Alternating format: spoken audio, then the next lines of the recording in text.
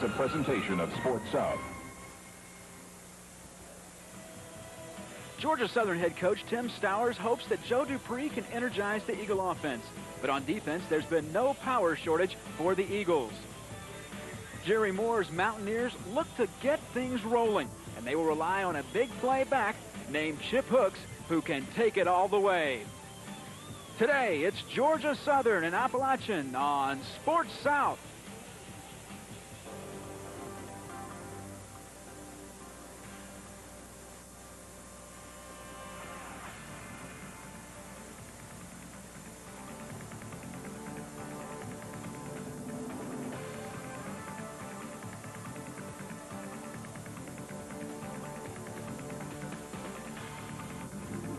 Live from Kid Brewer Stadium in Boone, North Carolina, Sports South presents Southern Conference football. Today, it's the Mountaineers of Appalachian playing host to Georgia Southern.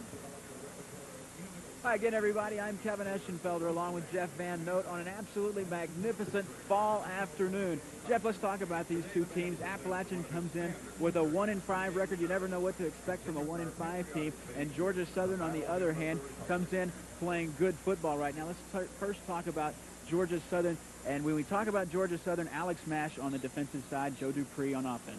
Alex Mash, preseason Southern Conference Defensive Player of the Year. He's lived up to that billing this part of the season. And for Joe Dupree, he wrestled the starting job away from Charles Bostic before the season after spring practice, and it has been a little bit up and down. He has got to take control of that offense. On the other side, Brent David, the middle linebacker, is the key to the defense for the Mountaineers, and Chip Hooks is going to have to get it done as far as offensively. Jerry Moore, the head coach of Appalachian State, says that their defense dresses in Brent David's locker. He's a sideline-to-sideline attacker. He's got to play this flex bone offense of Georgia Southern. He's a big key for it. Chip Hooks is a quick little tailback, and the Appalachian State coaches feel like if he gets better than 100 yards, they've got a real good chance of winning. Okay, let's talk about the keys to this ball game first. Let's go with Georgia Southern. Well, for Georgia Southern, their offense has got to produce. Their defense has been playing great all season long. It's kept them in there. It's time for their offense to carry a little bit more of the load. Dupree, we said, he's got to start taking charge of this football team. I think the team is looking for leadership from him at that offensive spot, and they've got to keep that plus 12 turnover ratio they're getting. They're do a great job of blocking punts and blocking field goals and extra points. On the other hand, you look at Appalachian State. If we want to talk about the punting, that's something that's happened to them. They've had 5 blocks. They've got to take better care of it. They've got to have a better start in these games. This game today, it's important for them to get out the gate real quick. And they need to improve their passing. Less than 50% completion ratio. If you're going to throw less than that, you don't have a chance to come from behind, or you don't have a chance maybe to convert third down. All right, we'll have the kickoff when we come back to Boone, North Carolina, next on Sports South.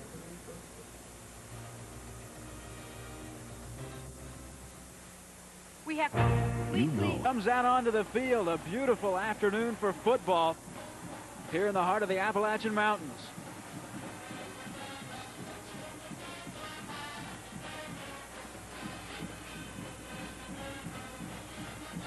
Appalachian coming in 1-5 on the season. It's been a very disappointing year so far for Jerry Moore. Now let's go down onto the field. Sideline reporter Mark Martin. Mark. All right, thank you very much, Kevin. Great to be with you and Jeff this afternoon here in beautiful Boone. And for Jerry Moore and his Appalachian State Mountaineers, they know simply that they're out of the conference race, but they could play a spoiler. What better place to start here this afternoon than against the current first-place team, Georgia Southern. Georgia Southern, their first year in the league, and they want to come away with the championship and subsequently go into the 1AA playoffs. But this is not an easy place to win. Since 1985, Appalachian State has a record of 23-4-1 against Southern Conference opponents. We'll see how Georgia Southern shapes up here this afternoon against that record. Again, great to be with you guys this afternoon. Have a good broadcast. We'll see you a bit later on. All right, thanks, Mark. Well, Appalachian won the toss, and they have deferred to the second half. So they will kick it away, and we'll see a potent offense go on attack first for Georgia Southern, although as of the last couple of weeks, it has been struggling. You see what they have done overall throughout the entire season coming into tonight's game, and the rushing right there, almost 200 more yards for Georgia Southern. They're not a team that's going to put it up in the air a whole lot. That's Alan Gwynn, a freshman from Laurinburg, North Carolina, with it teed up at the 35-yard line. And he will get set to kick it away to Chris Wright, who stands in a single safety back at the goal line.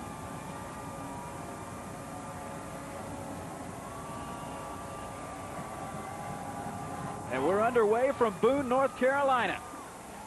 Chris Wright from the goal line.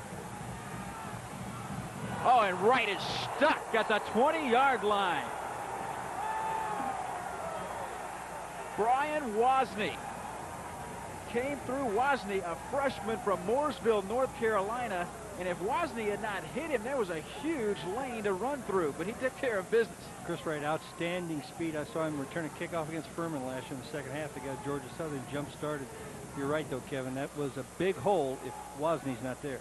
And there's Joe Dupree. You see the numbers on him. He won't throw it a whole lot. He's only thrown for 300 yards. But this is what they will do, is they pitch it back to Chris Wright. And Wright gets up to the 26-yard line, counted off at 6 on the first play of the game. They'll go option left, option right, any kind of option you can think of.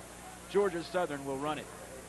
They like to get the ball outside lately, too. Originally, they started more inside with their big fullback, James Williams, Tyrone Stevens sometimes, but they've been getting it to Shafton Fraley and Wright wide, and that's something I'm sure that's got Appalachian State concerned to cover the whole field. The ball out to the 25-yard line brings up 2nd down and 5. On the opening drive of the game, they go with quick hitter right up the middle. James Williams falls ahead for a gain of a couple. That defensive front up front for Appalachian in to make the stop. Jason Hatcher led the way, the freshman from Clearwater, Florida, and it's going to bring up a 3rd down situation. Talked about Appalachian getting off to a quick start, but we take a look at Georgia Southern in the offensive line. The anchor in the middle, Robert Moore. Ayub is making his 43rd straight start. Backs and receivers, all of them very, very dangerous. Darren Willis and Dawson on the outside. So 3rd down for Georgia Southern. Again, the option. Nowhere to go, nowhere to hide. Appalachian defense is there to make the stop. It's Larry Dennis, the outside linebacker, in to knock Georgia Southern running back Marlo Warthen off his feet. Now punt time for Georgia Southern. Well, you can see right there where James Williams unable to get the block on Kenny Bright, and allows time for that inside linebacker, their fine inside linebacker, Brent Davey, to come inside out. Don Blue back deep to field this punt. Beautiful high spiral. And Don Blue from the 32. Boy, Don Blue had nowhere to go. There were Eagles all over. Derek Austin, the first man to get down after a punt of 42 yards. No return. But we're scoreless in Boone, North Carolina. We'll be back in just a moment.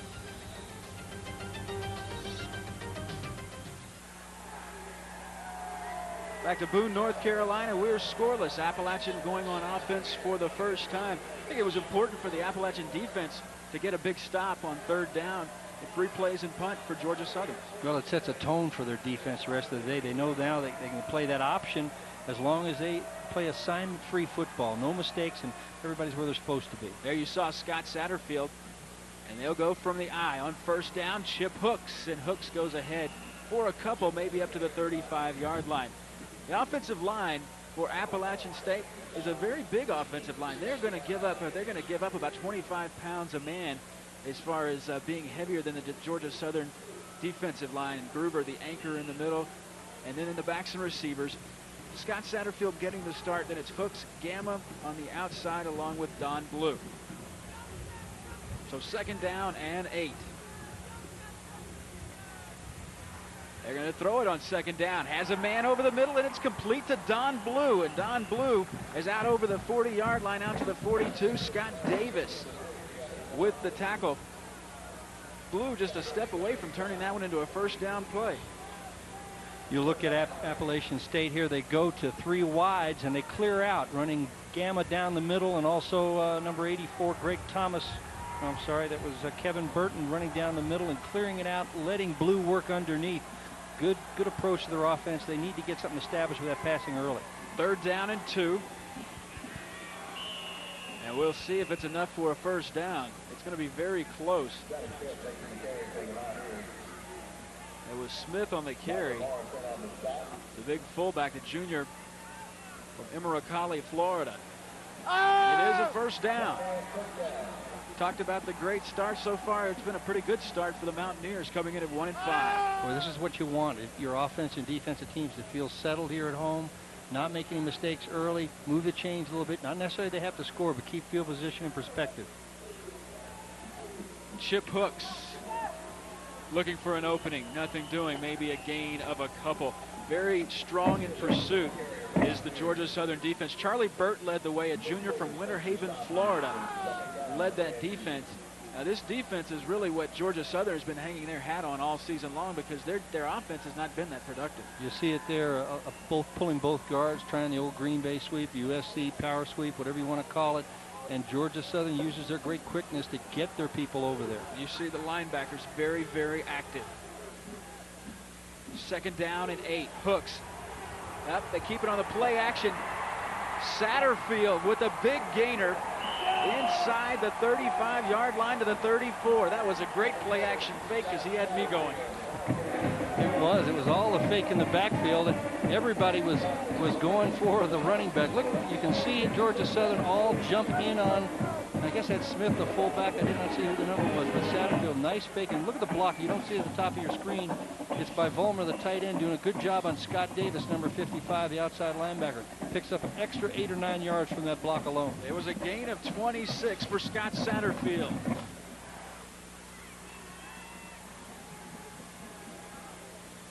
Now they hand it off. This is Hooks, and Hooks will go down at the 33-yard line. So a little razzle-dazzle. We were told to expect that early. You know, a team comes in 1-5. You really don't know what to look for, but you know they've got to get something to get things going. Coach Jerry Moore's got his team at least sized up to keep Georgia Southern maybe a little bit off balance. Look at the change in formations. You're seeing 1 back. You're seeing 2 back.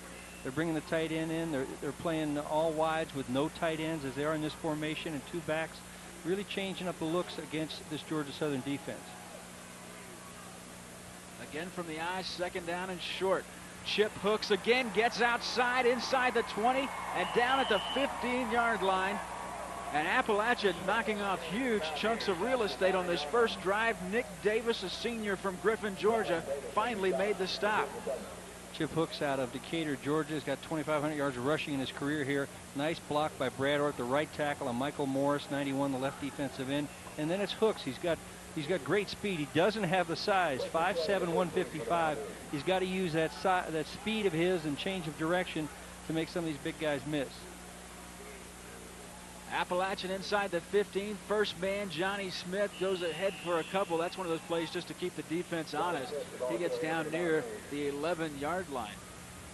Yeah, Kevin, you know, you're right. A lot of teams do that. It's like you think of it sometimes as a give-up play, because rarely does it hit for the big distance. And I think when you get down inside the 10 or 15-yard line, though, that's when your play selection has got to be of the utmost importance. And maybe this is the time to try a little bit of a trick play, especially on 1st down or a pass on 1st down. We got 3 wideouts. You see to the top of the screen on 2nd down and 8. Here comes the reverse. Inside the 10, down to the 8-yard line. Kevin Burton was run out of bounds by Rob Stockton. Burton, a freshman from Columbia, South Carolina. He's caught the ball 9 times, but this time he gets a chance to run. Look at Rob Stockton. He's beating right in on Burton. He smelled that play out right at the start of it. Charlie Burt, the left defensive end, number 57, doing a pretty good job himself. He doesn't have the speed maybe to catch Kevin Burton, but he didn't allow the cutback inside so Rob Stockton could have the inside-out tackle. So 3rd down and 2. From the 6-yard line, Chip Hooks doesn't have the 1st down. Boy, he has met rudely. Leading the way is Paul Carroll. Nick Davis also in. It wasn't so much the first guys up front doing the job, but the linebackers filling the holes. And then we go back to that very 1st down play where they almost wasted a down in there. And you resort to now having to just settle for 3 points instead of maybe getting the 7. Nice job by Paul Carroll. We weren't expecting him to play today. He's been bothered by a neck injury. Back in there at middle linebacker. Here's Kyler Ferguson to try a field goal. And he is perfect. So for the first time this year, the Mountaineers of Appalachian have scored in the 1st quarter. We'll be back to Boone, North Carolina in just a moment. The Wildcats bear down on the Cardinal. For some real food, South Carolina, smiling faces, beautiful places, and U.S. Air, the official airline of the Southern Conference. U.S. Air begins with you. Start with me. Getting even with me, aren't you? Georgia Southern to receive it. This is Chris Wright. Right from the 5-yard line. And Wright gets out to the 26, where Georgia Southern will go on offense there. As I said before we went to the break, that's the first time Appalachian has scored this season in the first quarter. We talked about them getting off to a great start. They have so far.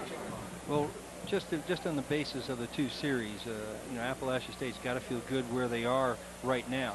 Georgia Southern usually outscores their opponents about 2-1 in the first quarter. We'll have to see how this quarter ends, but they have yet to get their offense cranked on that first series.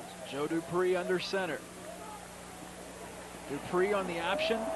Back to the line of scrimmage, and maybe a gain of 1. Hatcher, the first guy to get to him for Appalachian. Also Kevin Sikorsky in on the stop for the Mountaineers. You got a great middle linebacker as this Brent David is. You'll see a lot of times, they'll change it up some, but a lot of times they'll pinch all their linemen in, allow David to do the scraping. Also Dexter Coakley, young freshman, 32. He can fly for an inside linebacker, only 5'11", 190. Brent David more the true size of a linebacker, 6'1", 235, but you watch David move. They want him to make most of the tackles.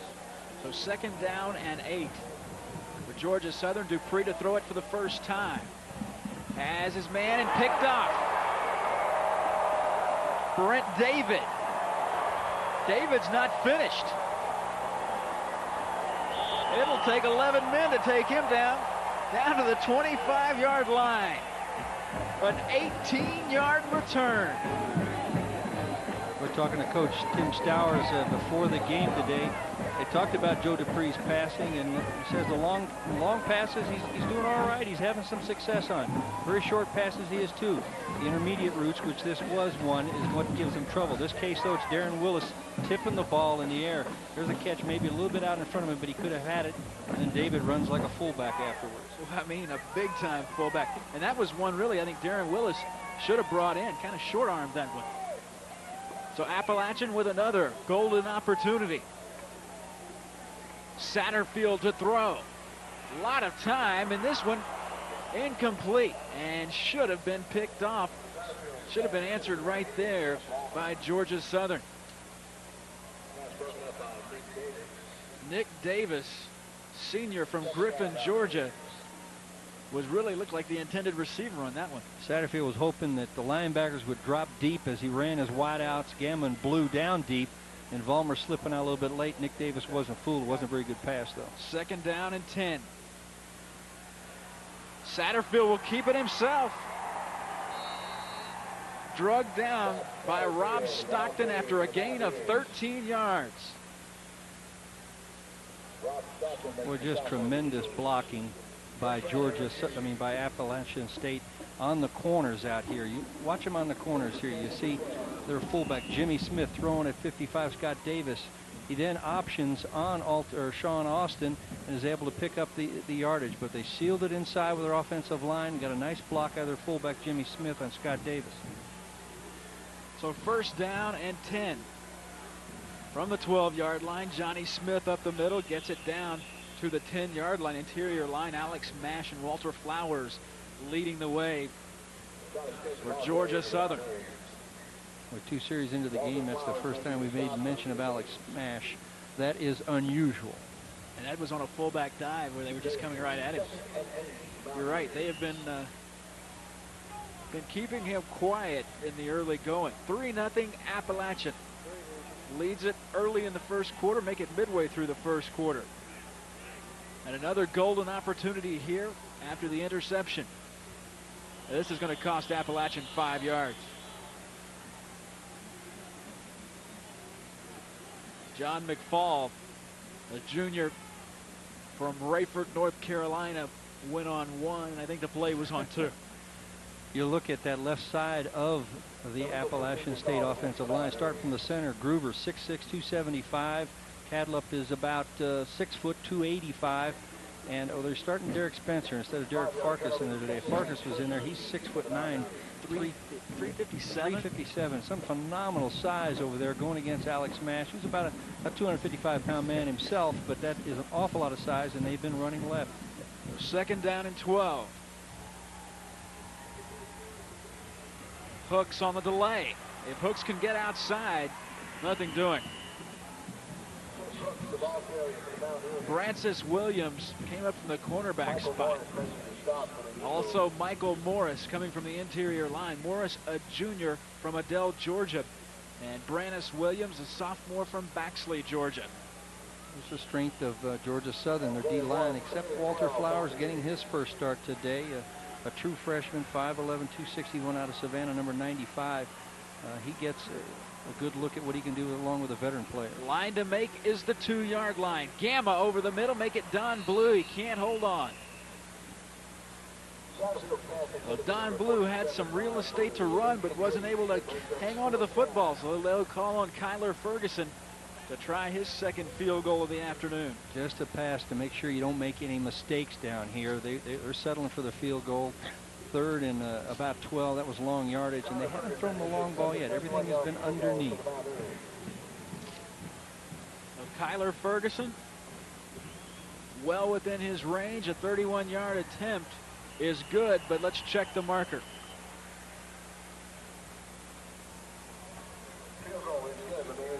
Didn't see it. It's against Georgia Southern, but they're going to let those points stand. It's only 5 yards here. Well, they're going to let them stand anyway. They're not to take them off down here. Yeah, it's offsides as Ron Buckner gives us the call. Southern Conference referee. Offside. Defense declined. Field goal's good. So the field goal stands. The cannon sounds and the scoreboard moves to 6-0. We're going to take a timeout. We'll be back to Boone, North Carolina in just a moment. The cannon located beneath her feet. You know how fast. A big crowd is on hand, and they have liked what they have seen thus far here in Boone, North Carolina, as their Mountaineers lead it by a score of 6-0. And so far, they've been able to take advantage of the mistakes from Georgia Southern, creating a few of their own as well. Brent David with the INT earlier that really set up that second field goal. Alan Gwynn will kick it away. This one will take Chris Wright, and he will take a knee 7 yards deep in the end zone. So it's been all Appalachian State so far. Georgia Southern's got to get something going. They got to be talking to themselves offensively right now. They've got to get something going on the offensive side of the football. Well, you talk to their staff, and they wanted their team to come out and play good on the road. That's one of the things it has not done. It goes back 5 games, and their staff talks about their best road game was last year, their opener against Furman. And so they just have not played well on the road, not this year against Marshall in that loss, and they need to get it cranked up. But you can't panic. You got to stay with your offense. They hand it off straight up the middle goes James Williams. Williams, a senior from Thomasville, Georgia, who's rushed for about 330 yards coming into today's game. Averages right at 4.5 yards a carry. He takes it ahead for 2 or 3. So that'll bring up a second down and 7. Williams fought off the challenge of young Tyrone Stevens, a junior, in the spring and early in this season. He's established himself as the starting fullback. He's a man to give it to. Dupree will option. Pitch it back again, and this time short of the first down, but it's going to bring up a 3rd down and short. Good pursuit that time by Appalachian's defensive front, but Marlo Warthen was able to get around the corner. Just a little bit of a change up maybe in the blocking scheme. They're bringing the backside guard, Isaac Farrell, and they've started Franklin Stevens at center now, and Isaac Farrell's got to come all the way around and pick up that linebacker. This is Brent David. That is a difficult thing to ask him because of Brent David's speed and quickness and recognition getting outside. 3rd down and 3. Georgia Southern. Williams has the first down, stepped out of bounds has the first down by about a half a yard, and had he not picked it up that time, that'd have been 3 straight 3 plays and punts for Georgia Southern, but now they will have it for at least 3 more plays. And they come back at the left side again. Quentin King and not a very big man playing this outside backer, 6'2", 192 pounds, but great job by Joe Dupree to seal Quentin King, make him honor him, and then make the pitch. Just nice timing, and that's what you got to do with this option offense. The quarterback's got to make the right decisions. Dupree's a junior. He's been there before, and he's going to try to throw it. Looking for the big play, wide open and can't hold on. At the 35-yard line is Chris Wright. Boy, I tell you what, if that one had been on the money, it'd be 7-6 right now. Well, you can see how many men that Appalachian State is committing to the run. You've got the safety up there. Matt Stevens is up looking for the run, trying to help out. Chris Wright is wide open. He would still be running if the ball is not just a little bit overthrown. Yeah, Tim Stowers will be sending the extra point team one right now. And that's another thing you have to think about, too. Appalachian has really dominated this entire first half, but they've gotten 2 scores, but they've been 2 field goals. They're a touchdown away from making this a whole totally different ball game. What a great play on the outside. Jamie Coleman, the sophomore from Laurinburg, North Carolina, stepped up from his cornerback spot and took Chris Wright down. Kind of a naked screen. They're blocking downfield. I think it's Dexter Dawson is blocking downfield as the split end, but the recognition by Coleman, he doesn't have anybody blocking him, and they're going to ask Chris Wright to make him miss, catch that ball and make a move and make him miss. He's unable to do it. That's gutsy for a cornerback who just saw a wide receiver get behind them like that to be playing that tight, but he was. This is Dupree, and Dupree is going to be well short of the first down, and Georgia Southern is going to have to putt. Offense like this, it'll stutter and sputter along a lot if you don't make positive plays almost every time. And when you get a screen play like that thrown for your loss, you're not going to get it. So Bill Thatcher will come in and kick it away. And a well-deserved round of applause as that defense comes off the field for Appalachian. So Thatcher kicks it away. Don Blue will field it. And Blue goes for a return of 3 yards. The special teams look very good right now for Georgia Southern. 40-yard punt, a 3-yard return, and Appalachian will go back on offense where they've pretty much been all afternoon. The offense has been on the field. Georgia Southern's defense has got to be getting tired here pretty soon. Well, the thing about, as you just mentioned a minute ago, Kevin, just being up 6-0, you're just one play away from being ahead in a game like this. And with your special teams and your defense and your offense, you've got 3 different areas to score. That's why Georgia Southern has been scoring. So from the 33-yard line, leading 6-0, Appalachian will scrimmage. That one thrown away. Somebody didn't get the right read, and it was between Ray Gamma and Don Blue. Somebody was supposed to do an out, and nobody did. Well, Don Blue and Ray Gamma both talking to each other, and I'm sure they're talking to Scott Satterfield. He's waving one way, they're waving another, and just a miscommunication. He wanted the out, and it was there if somebody had made the break. Satterfield is making his 2nd straight start. They've had 3 quarterbacks each start 2 games for Appalachian. That's a team really looking for an identity. You know, you've got 3 guys, and each of them get 2 starts in 6 games. This is Chip Hooks, and Hooks has the first down, slicing through out near the 45-yard line, a gain of 11 yards before Scott Davis made the tackle, a junior from Powder Springs, Georgia. You watch the left side of that offensive line come off the ball. On Alex Mash, the double team inside there, and a great job on that left side. The big Farkas, the big tackle is in there. Cadlip is in there. Groover, the center. Bolmer, they did a nice job of coming off on Georgia Southern. Like a wave. Satterfield being pressured. Satterfield's got a lot of room to run. Has the first down and steps out of bounds at the 39-yard line after picking up 16 yards. And he was escorted step for step by Edward Thomas, but Thomas just couldn't catch him. Well, you don't see this very often. Alex Mash is back there for a sack, as is Lee Brooks. Both have a shot at Satterfield. He's able to escape him. He wanted to go with the deep ball. Georgia Southern applying pretty good pressure first by Paul Carroll, but you don't see Alex Mash miss many sacks. He's got 7 on the year already. Defensively, it has to be very discouraging because you do a good job in coverage. You do a good job putting pressure on the quarterback, but he steps through and picks up 16. Satterfield again on the option will cut it up. Oh, they say never leave your feet, and that is why. Satterfield hurdles down to the 35-yard line, but he's going to be a little shaky getting up. He's been impressive, though, in this first quarter. I mean, he's taken charge of this game. Simple, a quarterback rollout.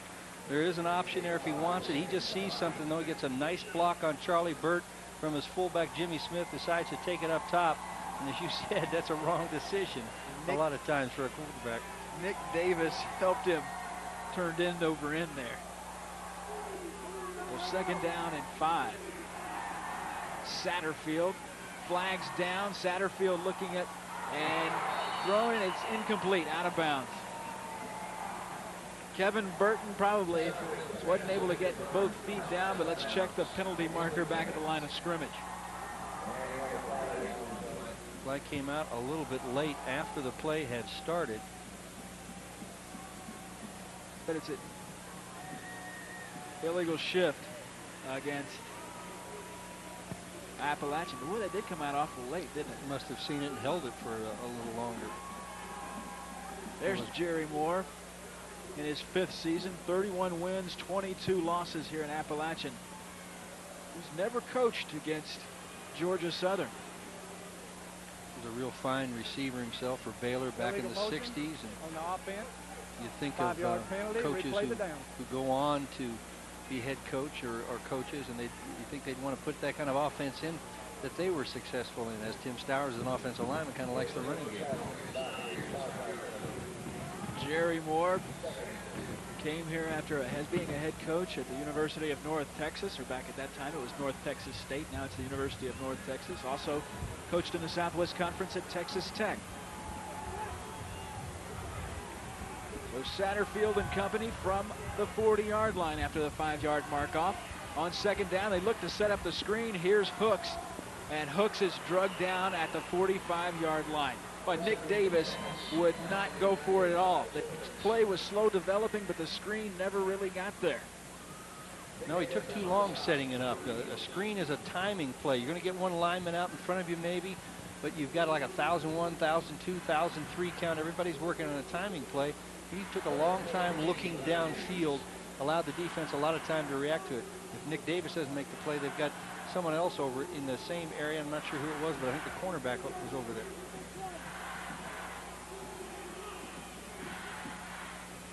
Third and 15 for Don Blue. Intercepted, and no, it was dropped. It hit the ground.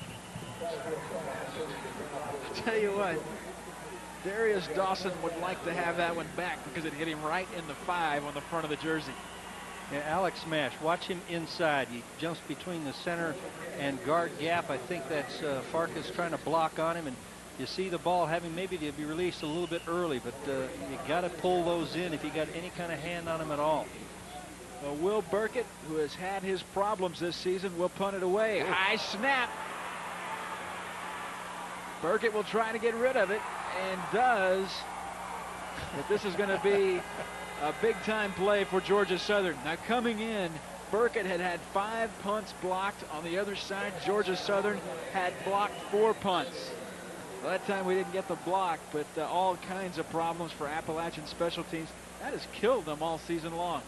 Well, it's the snap of the football, and this one is over his head. He doesn't really have a chance to get it. You got to remember that this team had an All-American punter, Harold Alexander, now playing for the Atlanta Falcons, a great punter, and they've changed punters, and this fellow's had his. This fellow really has had his problems with the different punt snappers, and they just haven't been able to get him to sync at all in their punt game. Stuart Dixon was the center who sent it over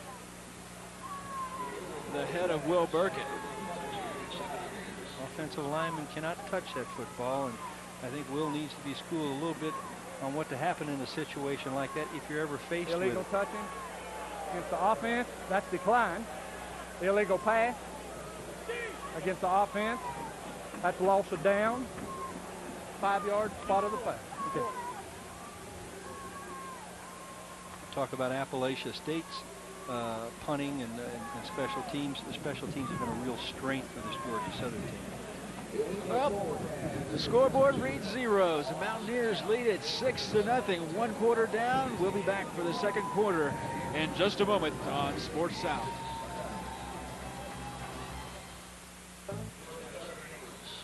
Appalachian special teams have been anything but special. Take a look at it. Well, he does a great job, Burkett, knocking the ball down, maybe not letting go to the end of the end zone. It was a pretty good whip on the ball, but then his judgment of just throwing the ball forward, and an offensive lineman, heck, number 67 or a linebacker, he loves just to get his hands on the football. He's going to catch it. That was Jason Tyndall from Apex, North Carolina. Joe Dupree gets down to the 12-yard line, so great field position for Georgia Southern. So the breaks finally go back the other way. Now Georgia Southern finally catches a break. Down on the field, yeah, is Hatcher. Jason Hatcher, a freshman from Clearwater, Florida. Well, I saw Joe Dupree earlier this year playing against Citadel. He had about a 53-yard run in that game. Had a nice game as far as rushing, and does a good job with the football, but not maybe consistent enough as far as it hasn't really come together for him yet. There's Jerry Moore, got to be talking to himself, thinking, why can't we get the punt team down? Well, you look at Jerry Moore's had a lot of success here in the Southern Conference. His teams, have been top 4 finishers the last 4 years. They were in the playoffs last year. Appalachian State has got a proud tradition in the Southern Conference of being very successful. But when you turn over 24 lettermen, and 12 of them played more than 20 games in their career, 9 of them started a lot more than that. They were 4-year lettermen, 12 of them, and 9 of them started more than 20 games. You lose people like that. You lose your 4-year starting quarterback, a guy that started 47 games for you, and you get a couple of injuries. Looks like Vincent Fraley is not going to play today. He's normally one of the starting defensive linemen. Now his replacement, and they're playing a little bit of different defense, a 3-4 instead of a 4-man line. Hatcher looks like he's injured right now. They've had a number of injuries. They have a very young football team. They've turned over a lot of people. They really have, and it's been the turnovers. Been a part of. I guess that's one of the parts of success. Whenever you get a veteran team together, and you have a good year. Well, the next year you're going to have to do some rebuilding, and that's exactly what Appalachian is having to do today, or to do this year. Yeah, they've had some success here. They've challenged for this Southern Conference an awful lot. Finished ranked number 16 last year. I think preseason people thought that they were going to be much better.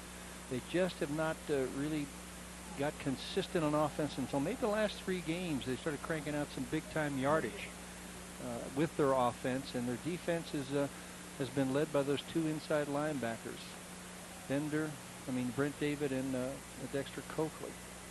Well, at 1-5. Appalachian has lost to North Carolina A&T. They've lost to Liberty, Wake Forest, and last week they lost to Furman. You see the series history. Now, before 1987, the last meeting between these 2 teams was 1939. First meeting, of course, in 1932. That was in the first round of the NCAA Division I AA playoffs. And as we touched a little bit earlier on it, a huge storm came in on Friday night, the night before that game. Temperatures were at 10 below 0 when this game started. This is the kind of weather that can happen in Boone, North Carolina, as we were way up in the mountains of North Carolina. Temperatures never got above 10 degrees that afternoon. Swarming defense for Appalachian. And back to that game, Irk Russell said he wanted to play that game, who was the head coach at Georgia Southern, said he wanted to play that game under protest because the conditions were that bad. Irk is a legend in Georgia football, legend in college football for that matter, winning 4 national titles. And you think of some of the coaches that come through Appalachian State. Mac Brown was here. Fisher DeBerry was here. Sparky Woods has been here. They have had their share of fine coaches along with Jerry Moore. Big third down for Georgia Southern offense. Dupree goes to the end zone, and it's picked off. Kenny Bright, the senior from Hamlet, North Carolina, gets it back for Appalachian. A lot of people around that football, and the least of them not Kenny Bright, as it puts himself in great position for a big interception. Joe Dupree trying to probably go to Dexter Dawson down here, And Kenny Bright is able to just kind of step in front of that football. And not only you get the turnover there, that's what's so big, is the fact that you're really keeping a sure 3 points off the board with that interception.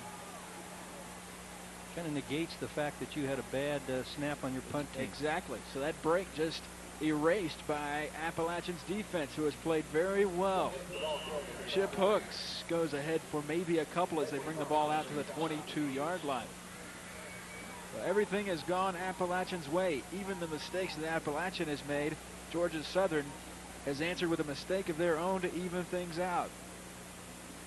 Once again, great pursuit by the Georgia Southern line, and you counter that maybe as Appalachian State did earlier with a reverse, with a counter, with something coming back to the wide side of the field.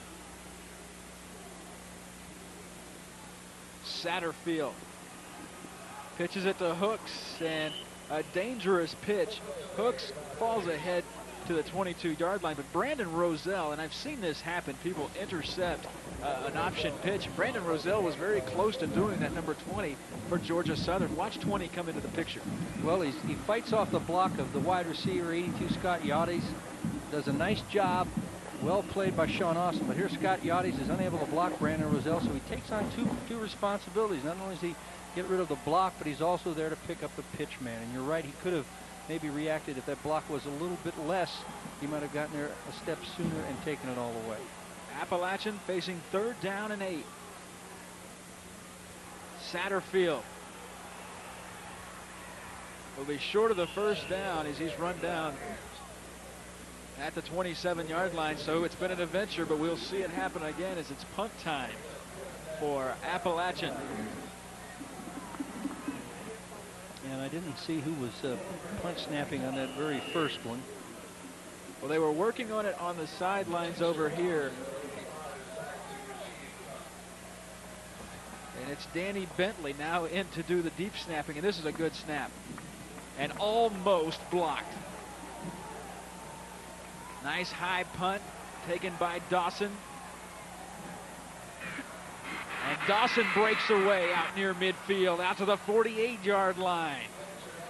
Jeff Vollmer saved the touchdown. 2nd quarter, our score. A Mountaineers 6, Georgia Southern Eagles nothing. We'll be back to Boone in just a moment. You're watching Sports South Network. That'll give you an idea of how beautiful it is here in Boone, North Carolina. This is the peak weekend of the season, with change in the colors, and it is magnificent driving in here from Johnson City, Tennessee. You have to see it to believe it. There was a face masking call on that last return, so Georgia Southern starts in Appalachian territory as they pitch it back. Williams has good yardage. James Williams, a senior from Thomasville, Georgia, out near a 1st down. Standing by down on the field, Mark Martin has an update for us. Mark? Guys, we saw Jason Hatcher go down with the injury. He was in severe pain here on the sideline. They have taken him into the locker room for an x-ray. They're looking at a possible fractured fibula. We should know more before the half is over. Tough break for the freshman lineman. Let's go back upstairs. Thank you, Mark. And one thing Jerry Moore does not need is to have any of his players, especially the starters, getting hurt. Handoff right up the middle, nothing doing. Back to the line of scrimmage and no more for the fullback, James Williams. Well, the replacements, though, are not doing badly in the middle of that line still. With Hatcher gone, it's Peoples, and I'm not sure if that's Vincent Fraley or not in there right now. But Quentin King got a piece of that last one, the senior from Plant City, Florida.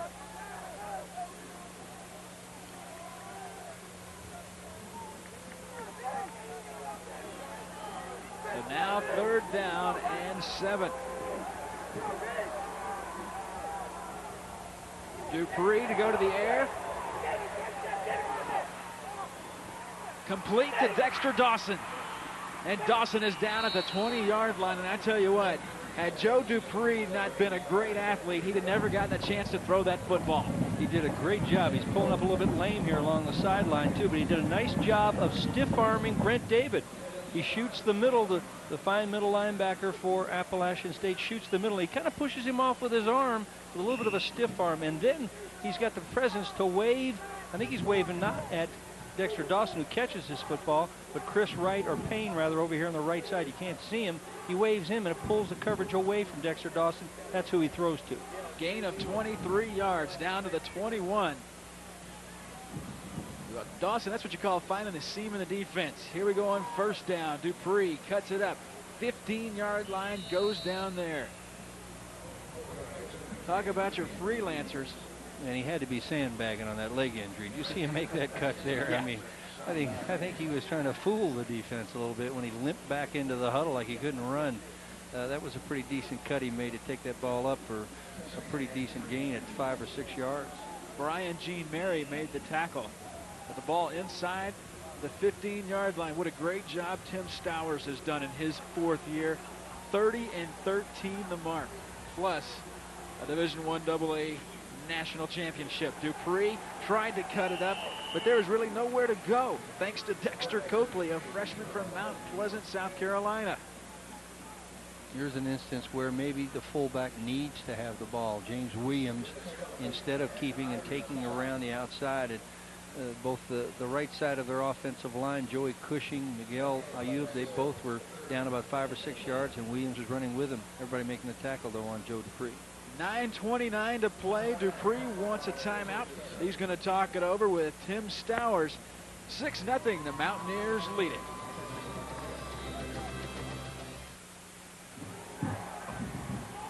A big 3rd down for Georgia Southern. Dupree on the quarterback draw. Dupree will score. Joe Dupree from 15 yards out.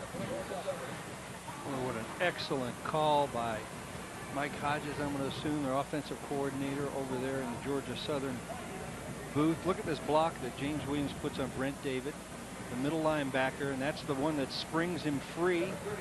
Dupree with a big touchdown last week to pull the game out against Western Carolina.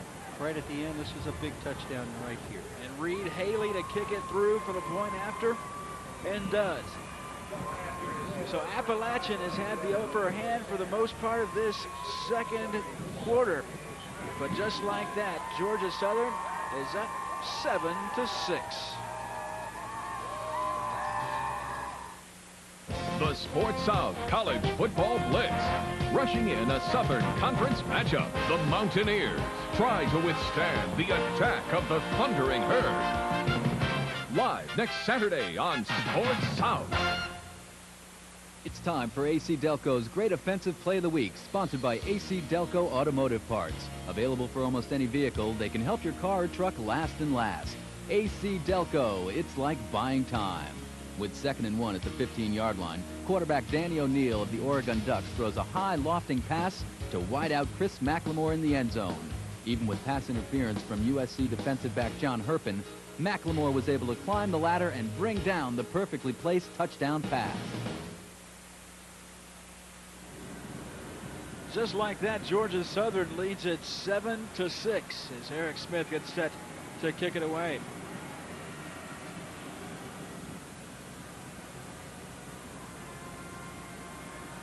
Dupree with a 15-yard touchdown run gets Georgia Southern back on top, or on top for the first time today. This is Nate Abraham from his goal line, and Abraham, boy, out to the 14-yard line. Both teams have done a good job on their kickoff teams. Now let's go down to the field. Mark, who you got, a guest? All right, thank you very much, Kevin. Joined by the fine athletic director here at Appalachian State University, Mr. Rochel Laney. And, well, I know you liked the score up until just a moment ago. Oh, yes. It's been a very competitive game. We knew that it would be. Georgia Southern's a fine program, so we're in for an exciting afternoon. Your 3rd year overall as athletic director here at Appalachian State, but you've been on board almost 20 years. Does it seem possible that time has flown by that quickly? Well, not really, because it's been wonderful years. We have a tremendous university and sports program here, so it's fun. It's a great job with a great university. Well, you had us down to possibly the most beautiful time of the year. Very much so. We're at the peak of leaf season. The town's loaded with people. Unfortunately, a lot of them didn't show up here this afternoon, but it is a wonderful setting, a great institution we have, and one of the most beautiful places in the world. All right, Roach, well, great seeing you, and thanks for being with us. Thank you. All right, let's go back upstairs to Kevin and Jeff. They're right about the peak season of the foliage. You can't get a hotel room in this town either.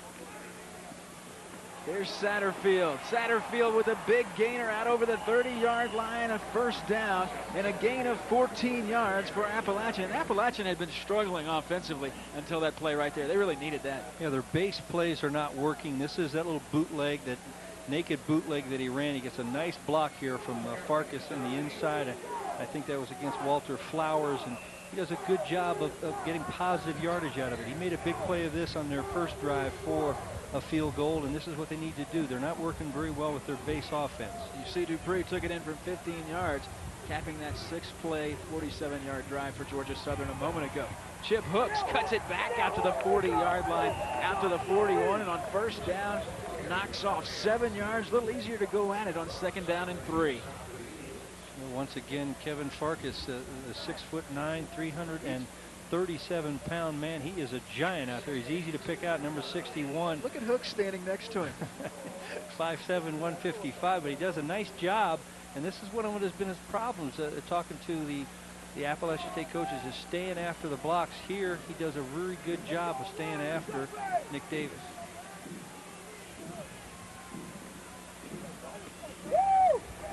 Fighting for extra yardage, Johnny Smith has the first down, and Johnny Smith goes up to the 45-yard line. And a first down for Appalachian. 1990 Coach of the Year, Tim Stowers. Won the national championship in 1990 as well. He's in his 4th year. He's won a lot more than he's lost, folks. 30 wins, 13 losses. Well, the last 3 plays have been directed at the left side, once again, of Appalachian State's offensive line, large offensive line. Chip Hooks got some good blocks in front, cuts it up inside Eagle territory to the 49-yard line. One thing about Chip Hooks, when he makes a decision, he goes ahead and sticks his head in there. He's got 10 100-yard rushing games here. That's 3rd on the all-time list. And there you see that contrast again on the screen between Farkas and Chip Hooks. That is amazing. John Settles, the all-time 100-yard rusher here, played with the Atlanta Falcons, had a 1,000-yard rusher all-pro year with them 1 year, and finished his career with the Redskins. He's got 22 100-yard days. They try him again. And Hooks falls forward near a first down, always going north and south. We'll see, it depends on the mark as far as whether or not he got this first down. I believe he did. 5+ career average, and you see he doesn't mind running inside. Even at his size, he does not mind mixing it up with the big guys. Referee Ron Buckner says move the chains, fellas. First down. Got it by the nose of the football. 7-6, Georgia Southern leads it. Appalachian driving here in the second quarter with 6:15 to play. Satterfield has his man, Ray Gamma, for a gain of about 5 yards. Now, Ray Gamma, long way from home. He's a senior from Katy, Texas. That's a suburb of Houston out on the west side. Well, you've seen this offense, Kevin. They're very diversified now. This is not simple. Look at he's running a number of different looks at Georgia Southern. It's just a simple little out, but they're mixing it up nicely. Inside, outside with the run. He'll keep it, and then it come with a pass. And you pick up a long 5 on first down. So second down and 4. Hooks again cuts it back, and Hooks has another Appalachian first down. They're going left, they're going right, running, passing, doing a little bit of everything right now, and keeping Georgia Southern's defense back on their heels. Yeah, they're not really sure how to sit in against them. When you're pulling, in this case, it's not pulling both guards, it's pulling an onside guard and a backside tackle. You got some angle blocks by your front side tackle and also your center, and it keeps Georgia's defense at home a little bit so they can't pursue, and then you let Hooks find a little bit of a crack, or Smith, as he did on that first down conversion, or third down conversion, a few plays back. Again on first down, Hooks on the pitch. Hooks maybe a gain of 2 there. A good job that time. Darius Dawson leading the way for Georgia Southern. Also Davis in on the stop. Nick Davis, senior from Griffin, Georgia. And now Chip Hooks looks like he's banged up a little bit. He'll come out and take a rest. Nate Abraham comes in, junior from Charlotte, North Carolina. Number 27 in the backfield. So on 2nd down and 8 from the 33-yard line. Bootleg, Satterfield. It's incomplete. Looking for Jeff Vollmer, the big tight end, freshman. A little high and outside. You're going to look at a little bit of Satterfield's inexperience. He had Don Blue running free down the field. He chose to go to the tight end first, and maybe he felt the pressure coming, a little bit of that pressure, and decided to unload early. But if he could have waited maybe another count, Blue was running free because I think, is that Brandon Roselle on that side? It's number 2 for cornerback. Francis Williams, who was backing up Roselle. Yeah, Francis came in and committed to Fulmer, the tight end. So 3rd down and long. Satterfield has his man complete and out of bounds, but a first down. Kevin Burton, a freshman from Columbia, South Carolina, picks up 18 yards on a 3rd down and 9. Boy, it appears as if Georgia Southern is a little bit slow motion over here. They don't really do anything. They don't pressure Satterfield at all. He allowed him to come right out around the end. He probably could have run farther if he wanted, and not real tight coverage on the receiver. Satterfield's got a nice series of downs going for him, throwing and running. Another first down. So from the 16-yard line, this is Chip Hooks down to the 5-yard line. Scott Davis saved the touchdown for Georgia Southern. A gain of 12 yards. Boy, just a major block by Derek Farkas on Edward Thomas, the defensive end for Georgia Southern, number 97. Of course, Farkas has him outweighed probably by 100 and something pounds, but just a tremendous block. Good block inside their center and left guard again. Cadlip and also Chad Hoover. Yeah, Kevin Farkas, 6'9", 357 pounds. This is Chip Hooks. Stuttering inside the 5-yard line. He goes down to the 3-yard line. Stockton in there on the make the tackle, along with Nick Davis for the Eagles of Georgia Southern. This is where the Georgia Southern defense has been tough. It's been a bend but not break type of a defense so far last week against Western Carolina, and again today against Appalachian. They've only given up the 2 field goals. Well, being a little bit wide open is what got him here. The field's compressed. I think you want to stay a little bit wide open. So 2nd and goal.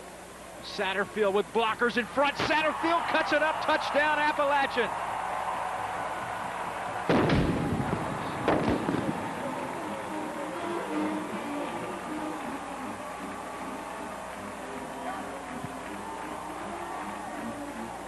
Real nice job that time. Johnny Smith leading it around that right end, gets a great block on Scott Davis. And now Appalachian looks like they're going to go for 2.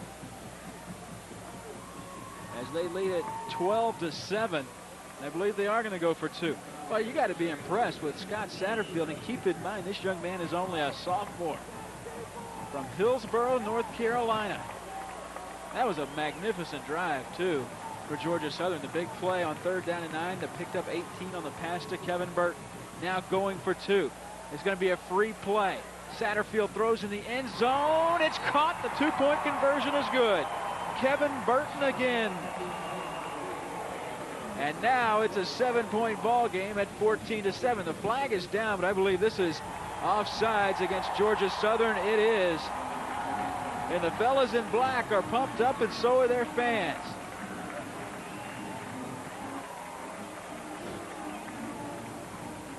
Three minutes, 49 seconds to play. A 4-yard run by Satterfield. Satterfield's got the option, throw or run.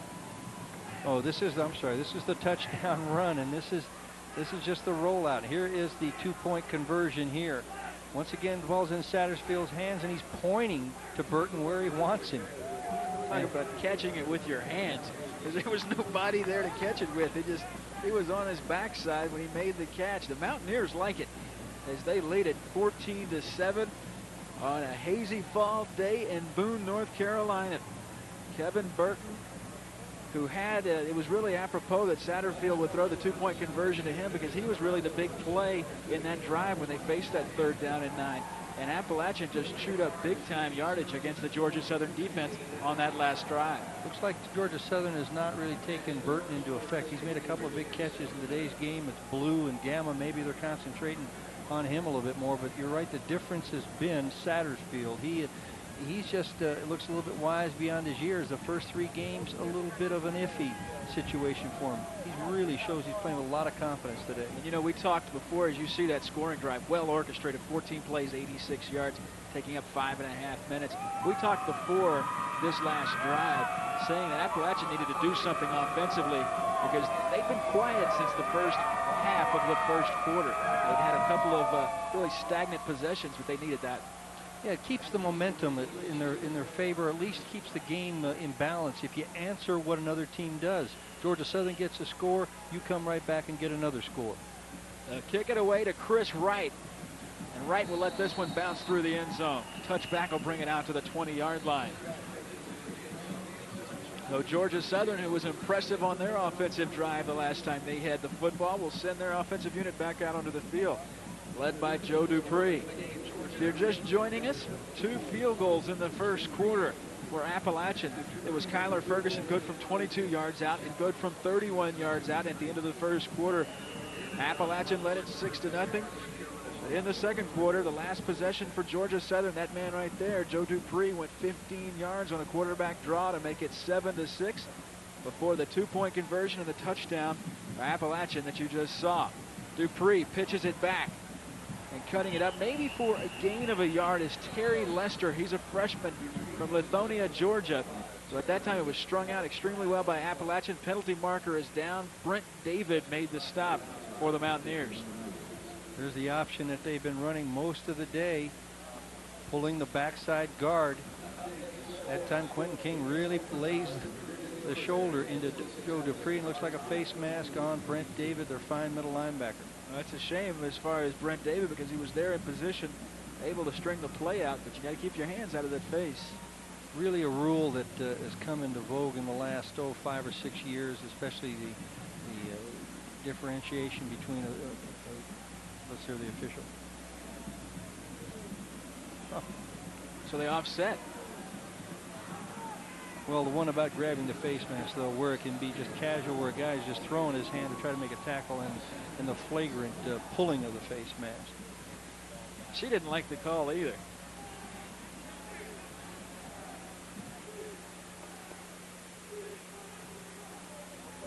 So we offset back to the 20-yard line and play first down all over again with 3 minutes and 41 seconds to play in the first half.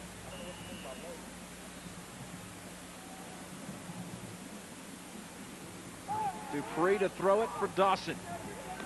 And Dawson has it for a gain of 4 yards. Made the first man miss, but then the posse was on its way, and Brent David was leading the way. And I don't think Brent's disposition was too good at that point after the penalty on the last play.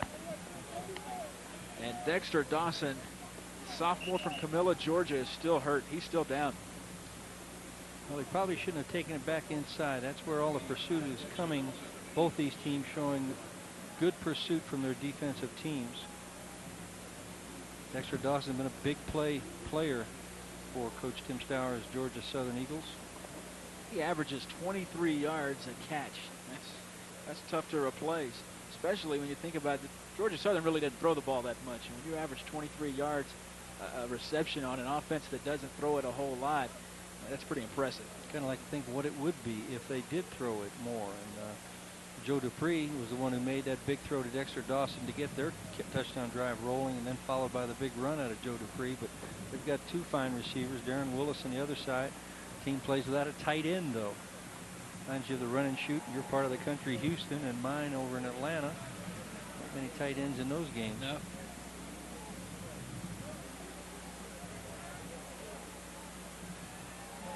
So Dawson heads over to the sideline when with 3:25, Georgia Southern will go at it 2nd down and 6.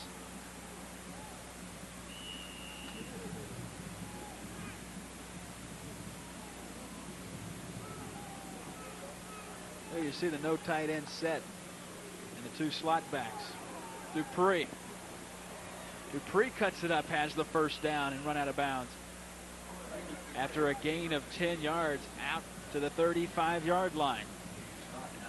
Appalachian State had their, looks like Joe Dupree's ankle is really bothering him now. It's starting to get a little bit worse, maybe stiffening up, but Appalachian State's defense was slanting that time to the wide side of the field. Georgia Southern crossed him up, came short side. He put a nice move on Jamie Coleman to get by him. That ankle is, it's looking like it's really taken away from him right now.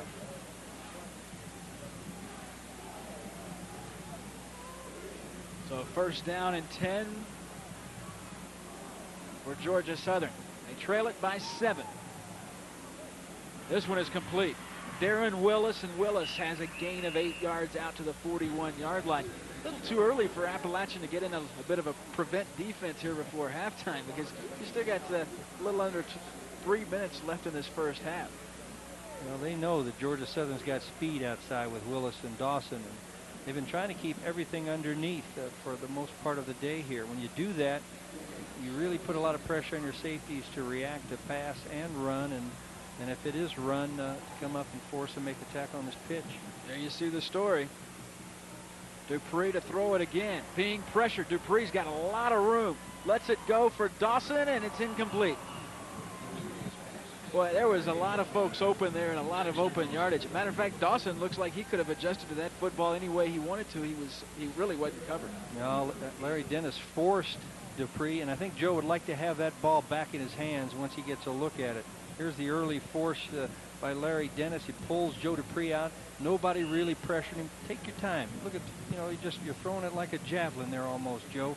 And still not a bad throw, but you got time to set for just a split second unless that ankle's bothering you too badly and make a good throw. Tough to tell from that angle the depth perception, but Jamie Coleman was not that close. The man number 12 that had the coverage. Here's a big gainer for James Williams, but it could be another face mask. A 12-yard pickup. They let the officials sort things out. Well, if this is another face mask penalty, that'd be what, the 3rd or 4th one we've had today. Everybody's a little bit behind with their tackling. It looked like James Williams got really pulled down after he broke past the 50 and pulled down by a face mask. This could be a flagrant one.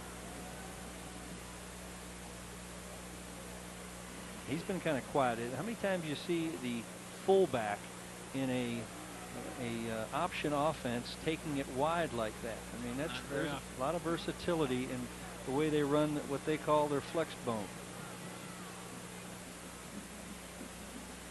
I have a 15-yard face mask defense. That's 15 yards from the end of the run. So you tack on the 15 yards to the 12-yard run by James Williams. It's a 27-yard pickup for Georgia Southern. Solution to get rid of the face mask penalty, get rid of the face mask. Will make this game a lot less hitting probably. Will Robinson was being blocked and really got there late. You see the penalty situation. Dupree. They had a beat on him, but he gets away and completes the pass to Dexter Dawson. And Dupree has been a great freelancer today because he's been in a lot of trouble back there. He's had 2 people chasing him this time. Williams doesn't get a real clean block on Dexter Coakley, the linebacker who is blitzing, and once again Larry Dennis comes up empty-handed. Number 31, he's not able to gather him. Coach Tim Stowers there on the sidelines. I think he's got something to say to the officials. Something he didn't like. You can see he said call timeout. And that's exactly what he did, was call timeout. With 1:47 seconds to play in this first half. Appalachian giving everything Georgia Southern wants right now. You can tell it by looking at the scoreboard. They're up 14-7. Reed Lips pretty good. And what was he saying? I wasn't looking. I was looking. Timeout good. You saw it too. He said they call timeout. I was looking at the scoreboard. I would have read the lips for you had you had asked me before. You would want to read lips on that side right there, as that is Ruffin McNeil, the defensive coordinator for Appalachian. Although his defense has played very well this afternoon. We say that in joking and jest here, but that defense has played awfully well today. Yeah, it's a good tight ball game except for the penalties and maybe the turnovers. That's what has an effect, I think, on both teams. Although Georgia Southern was unable to get anything out of that punt turnover by Appalachian State. Dupree has thrown 2 interceptions. I think only one of them meant anything to Appalachian State's offense. The other one might have been negated. And coming into today's game, he'd only thrown 1 other interception, that against Marshall in the loss earlier this season. Only 3 in his career. Fine high school quarterback out of Macon, Georgia, transferred from the University of Georgia to Georgia Southern. Dupree again on the quarterback draw, picking and choosing his hole, and goes ahead for a gain of 10 yards and another Georgia Southern first down. They've seen that play enough today. That's at least the 3rd time, maybe the 4th, that they've gone with that quarterback draw, and it's been a very positive play. You can see Franklin Stevens blocking on Mark Ivey, opens up a nice hole. James Williams leading through the hole, does a great block on Brent David, their All-American linebacker, and the results. Here's the misdirection, but snuffed out by Appalachian. Brent David was there. All kind of misdirection. Also Chad Gore in there to lay a hard hat on the running back, Marlo Warthen. So now it's 2nd down, and you go with the hurry-up offense as we count down to 65 seconds to play in the first half. Again, the misdirection. And again, you know what they did, though? What Appalachian did best there, as it was Kevin Sikorsky that made the play, but they kept him in bounds and made him burn a timeout. Didn't let him get to the outside. On the other side of that, though, Dupree should have done a better job getting out of bounds. Should have recognized down and distance where he was and taken it out of bounds. He had nothing going for him back inside. So another timeout as Joe Dupree goes over. I think he's saying it right there. My fault. bad, yeah. My fault. Coach Stowers is telling him, hey, why did you get out of bounds where they had that timeout? So now 51 seconds to play as the Mountaineers lead it, as you can see, 14-7. Here on a cool day in Boone, North Carolina. From what I understand, it could get a lot cooler than this here. You see the people there in their jackets. Temperature's dropping, too, since we came in here earlier this morning. Very pretty setting for a stadium. 18,000, but a nice little bowl stadium, and they play a lot of different sports in here. Usually track and soccer and any number of sports on this field. Although I'm not a big proponent of artificial turf. Artificial turf. That's the politically correct way to say it. Well, it was when I was in college, Tennessee put it in 1966, and it was called tartan turf at that time. Unbelievable footing. They'd give the visiting teams a shoe that had a little tiny balls on the bottom of them, and the footing was just outstanding. And of course, by the time you finished, you had rug burns all over you because you didn't know you had to cover up every part of your body. So Dupree brings him to the line of scrimmage with 51 seconds left. It's a 3rd down and 9. Dupree set in the pocket. Now he's going to run. He's going to be short of the first down, but he gets out of bounds to stop the clock. And I guess you have to send the field goal unit on now, and Dupree really antsy getting up. You see when he is really favoring that left ankle. This time, though, he makes the right decision. It's not there. He doesn't have anything downfield. Blitz is coming. He feels Dexter Coakley on his backside, and he takes off and gets out of bounds. Reserves himself for the opportunity for 3. A 31-yard attempt from Reed Haley, the junior from Clearwater, Florida. Out of the hold of Bill Thatcher. Plenty of distance, and he's perfect. So Georgia Southern strikes back with 39 seconds with a nice drive of their own and a 31-yard field goal by Reed Haley. This has been an excellent first half. Well, it's well played by both teams. Even with the turnovers, they didn't allow themselves to let the game get out of balance, out of perspective. They came back against it, and you've seen a little bit of everything. Both offenses have opened it up a little bit. Georgia Southern not known as a passing team, yet Dupree has hit a couple of big passes for him. But Scott Satterfield has just been very impressive all around. I think running, throwing, leading Appalachian State to that 14-10 lead. Recapping it for you, Kyler Ferguson with 2 field goals in the first quarter gave Appalachian a 6-0 lead. In the second quarter, Georgia Southern got on the board with a Dupree 15-yard run, and Appalachian answered right back on the next drive with an 86-yard drive, capped off a 4-yard run by Scott Satterfield.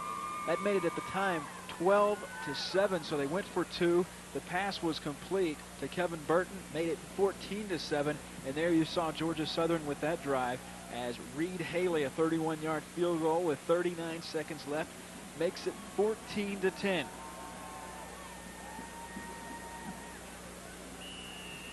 Again, Nate Abraham and Dexter Coakley. That's Abraham to the bottom of the screen, back deep.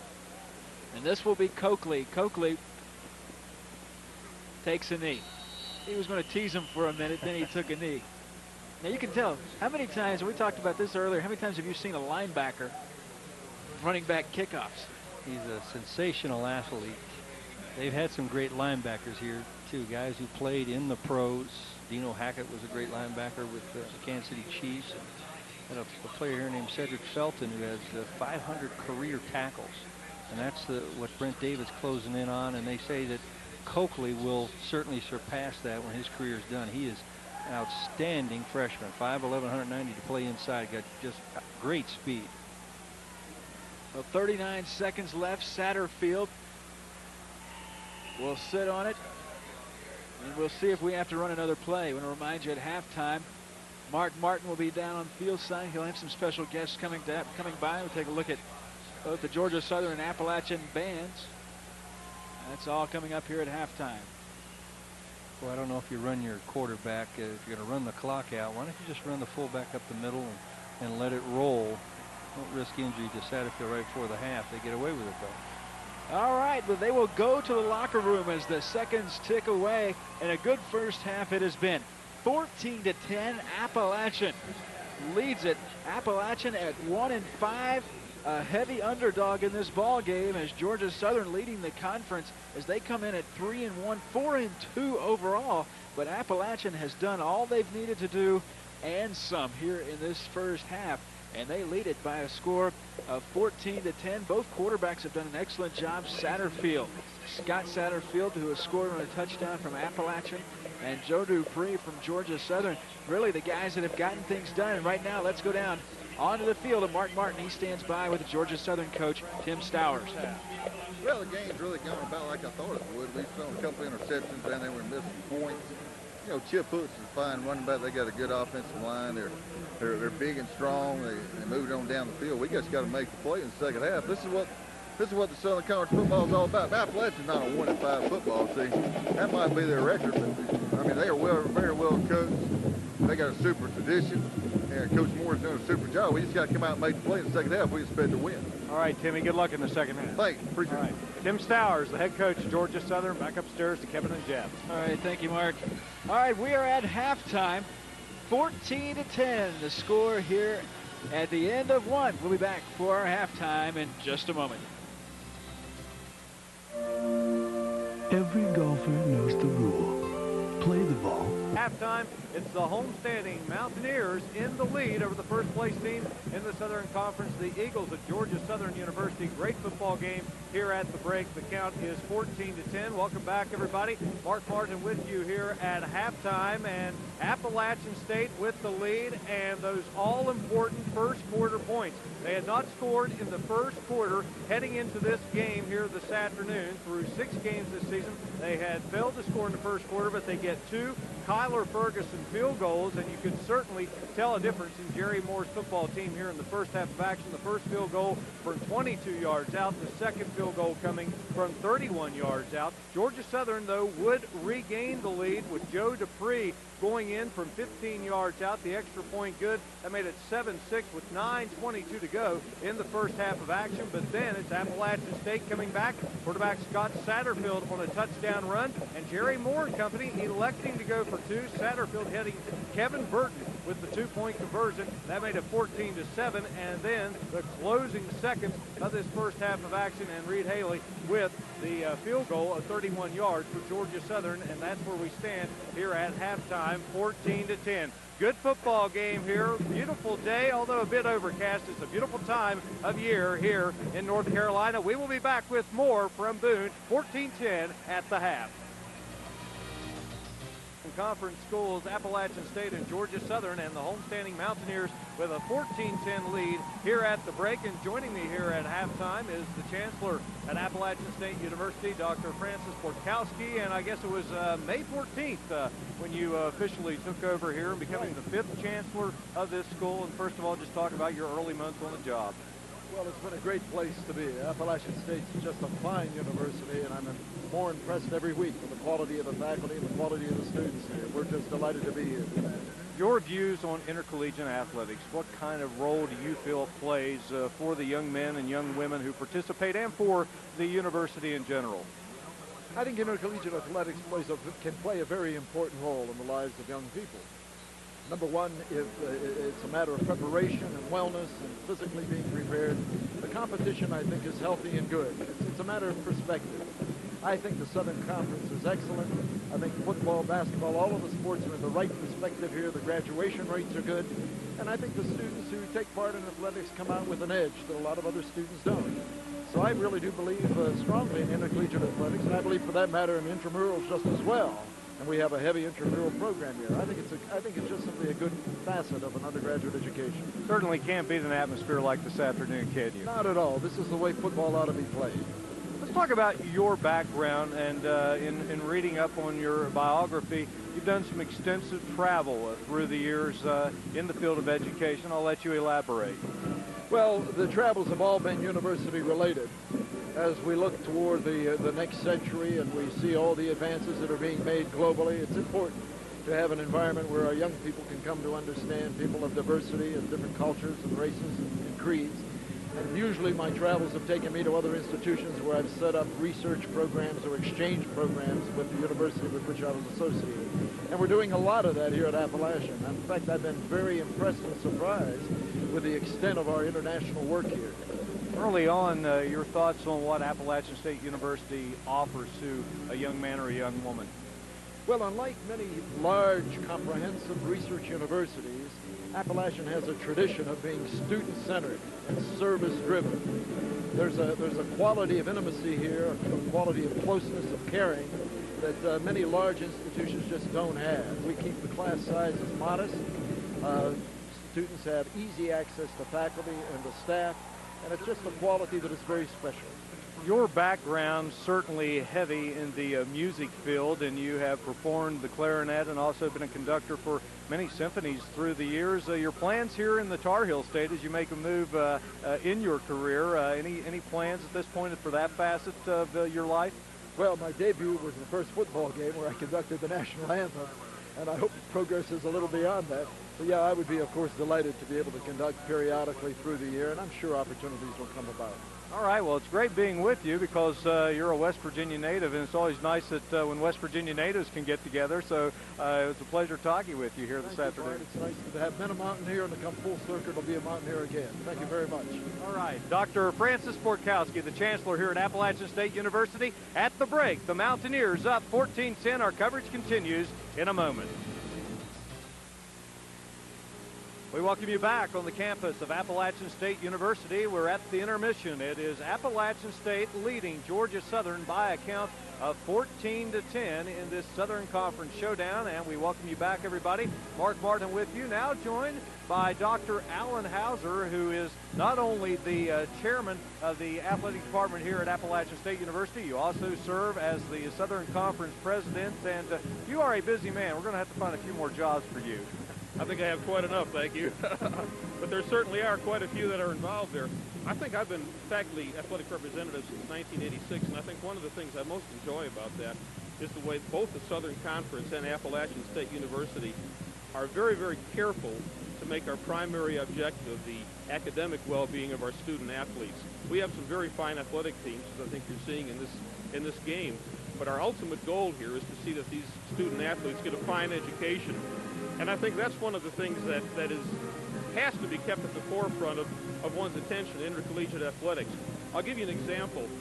The NCAA every year requires each institution to give a report to them of the graduation rate of their student athletes and of the graduation rate of their overall student body for a particular entering class. In 1987, our overall graduation rate for all of our students 5 years later was 59%. Our overall graduation rate for our student athletes entering at the same time was 58.5%. So that's about as close, I think, as you can hit it. And I'd emphasize one other thing that goes with it. Students today are taking more than 4 years to graduate. That's not something many of us like, but that's the way it is. Our overall student body for that same year took 4.63 years to graduate. Our student athletes took 4.65, which is amazing when you consider all of the extra responsibilities a student athlete has. The Southern Conference nationwide has really gained a lot of attention, a lot of respect, and we talk about athletics, but in the academic field as well, and I know it's just a great pleasure to be a part of all that. Oh, it certainly is. We have not only some very fine institutions in the Southern Conference, and I think that Georgia Southern and Davidson, when they joined us recently, were very solid additions to our conference, but I think it's also the case that the Southern Conference has this dual focus on fine athletic teams and academics. And as I see it, that's precisely the way it should be in intercollegiate athletics. And I think in some ways, I don't want to brag too much, but I think the Southern Conference can certainly serve as a model for what the NCAA should be all about.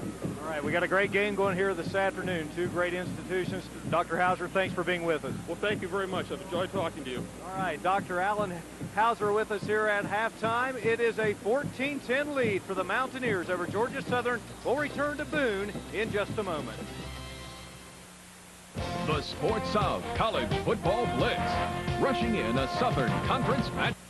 And we welcome you back to Boone, North Carolina. Mark Martin back on the field with you. Jerry Moore, the head coach of the Mountaineers of Appalachian State, joining me. And Jerry, you have to be pleased with how this first half has gone. We're very pleased. We're playing hard. We've hurt ourselves with some penalties, but we're playing hard, and so far things have been going pretty good. Got those first quarter points, and I know that just seemed to add some fire to this football team. Well, it did, and it was a good 80-yard drive. We needed that. Jerry, good luck here in the second half. Thank you. All right, Jerry Moore, the head coach of the Mountaineers, his team on top 14-10. We now return you to Kevin and Jeff. All right, thank you, Mark. We'll take a look at some of the highlights from this first half of action. And it was a well-played first half. We first started off as Kyler Ferguson got things off got Appalachian off the 0 mark as he kicks it through from 22 yards out. That made the score 3-0. Then Ferguson again, he will try it from 31 yards out from the right hash mark, knocks it through, and Appalachian led it 6-0 in the first quarter. Then in the second quarter, Georgia Southern comes back 15 yards out on the quarterback draw, and you see Joe Dupree take it in for 6. But on the next drive, Scott Satterfield from 4 yards out, just a naked bootleg rollout, fakes the pitch and takes it in. At that point, it was 12-7. So Appalachian decides to go for 2. Satterfield finds Kevin Burton, and watch the catch he makes in the back of the end zone, and he hauls it in. And then to cap things off, Reed Haley from 31 yards out with 39 seconds to play gets us to 14-10. That's where we stand now as you take a look at the first half statistics. And Appalachian really getting things done. Look at the first downs doubling up. Georgia Southern with 12 first downs, only 6 for Georgia Southern. You see they're getting it done on the ground, in the air. Neither one of these teams are going to throw it a whole lot. Neither team really penalized a whole lot. But those numbers right there give you an idea of how much Appalachian has really dominated this first half. Well, with Satterfield rolling out as much as he is, and they've got the Georgia Southern defense spread out. Hooks has done a good job finding some holes, as has Satterfield. And I think one of the things Georgia Southern's worried about is him rolling out and then throwing the football. So we are underway. Here we go in the second half. As Coakley moves it up and will get Appalachian pretty good field position out to the 24-yard line. Dexter Coakley, a return of 18 yards to get us started here in the second half. 14-10, the Mountaineers of Appalachian lead it as Appalachian comes in 1-5, 1-2 in Southern Conference play. Their only win over East Tennessee State. Georgia Southern comes in 4-2. They are 3-1 in conference play, losing at Huntington, West Virginia against Marshall. a few weeks back. Scott Satterfield, who had an excellent first half, back in under center. And on first down, hands it to the fullback, Chip Hooks. Gets outside, and Hooks will go ahead for maybe only 3 yards on the play. But it was a play that Hooks could have very well have lost too. Yeah, Walter Flowers, defensive tackle for Georgia Southern, does a nice job of penetration.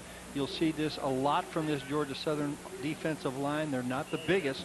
They're all about the same size, but they do a good job of getting between blockers and trying to mess something up in the backfield. That time Walter didn't come up to tackle, though. So 2nd down and 7 after the 3-yard pickup. Satterfield has his man, Ray Gamma. Gamma knocked out of bounds right at the first down marker. Darius Dawson escorting Ray Gamma out of bounds. Gamma, a senior from Katy, Texas. Just a simple little out pattern. He doesn't quite get to the sticks, and that is because of Darius Dawson does a nice job of shadowing him and then knocking him out. Dawson, an all-star candidate, maybe a national all-star candidate. He's a big play type player for this Georgia Southern Eagles, but Satterfield starts the second half much like he ended the first. A lot of confidence. Well, it's going to be a 3rd down situation coming up by about half the length of a football.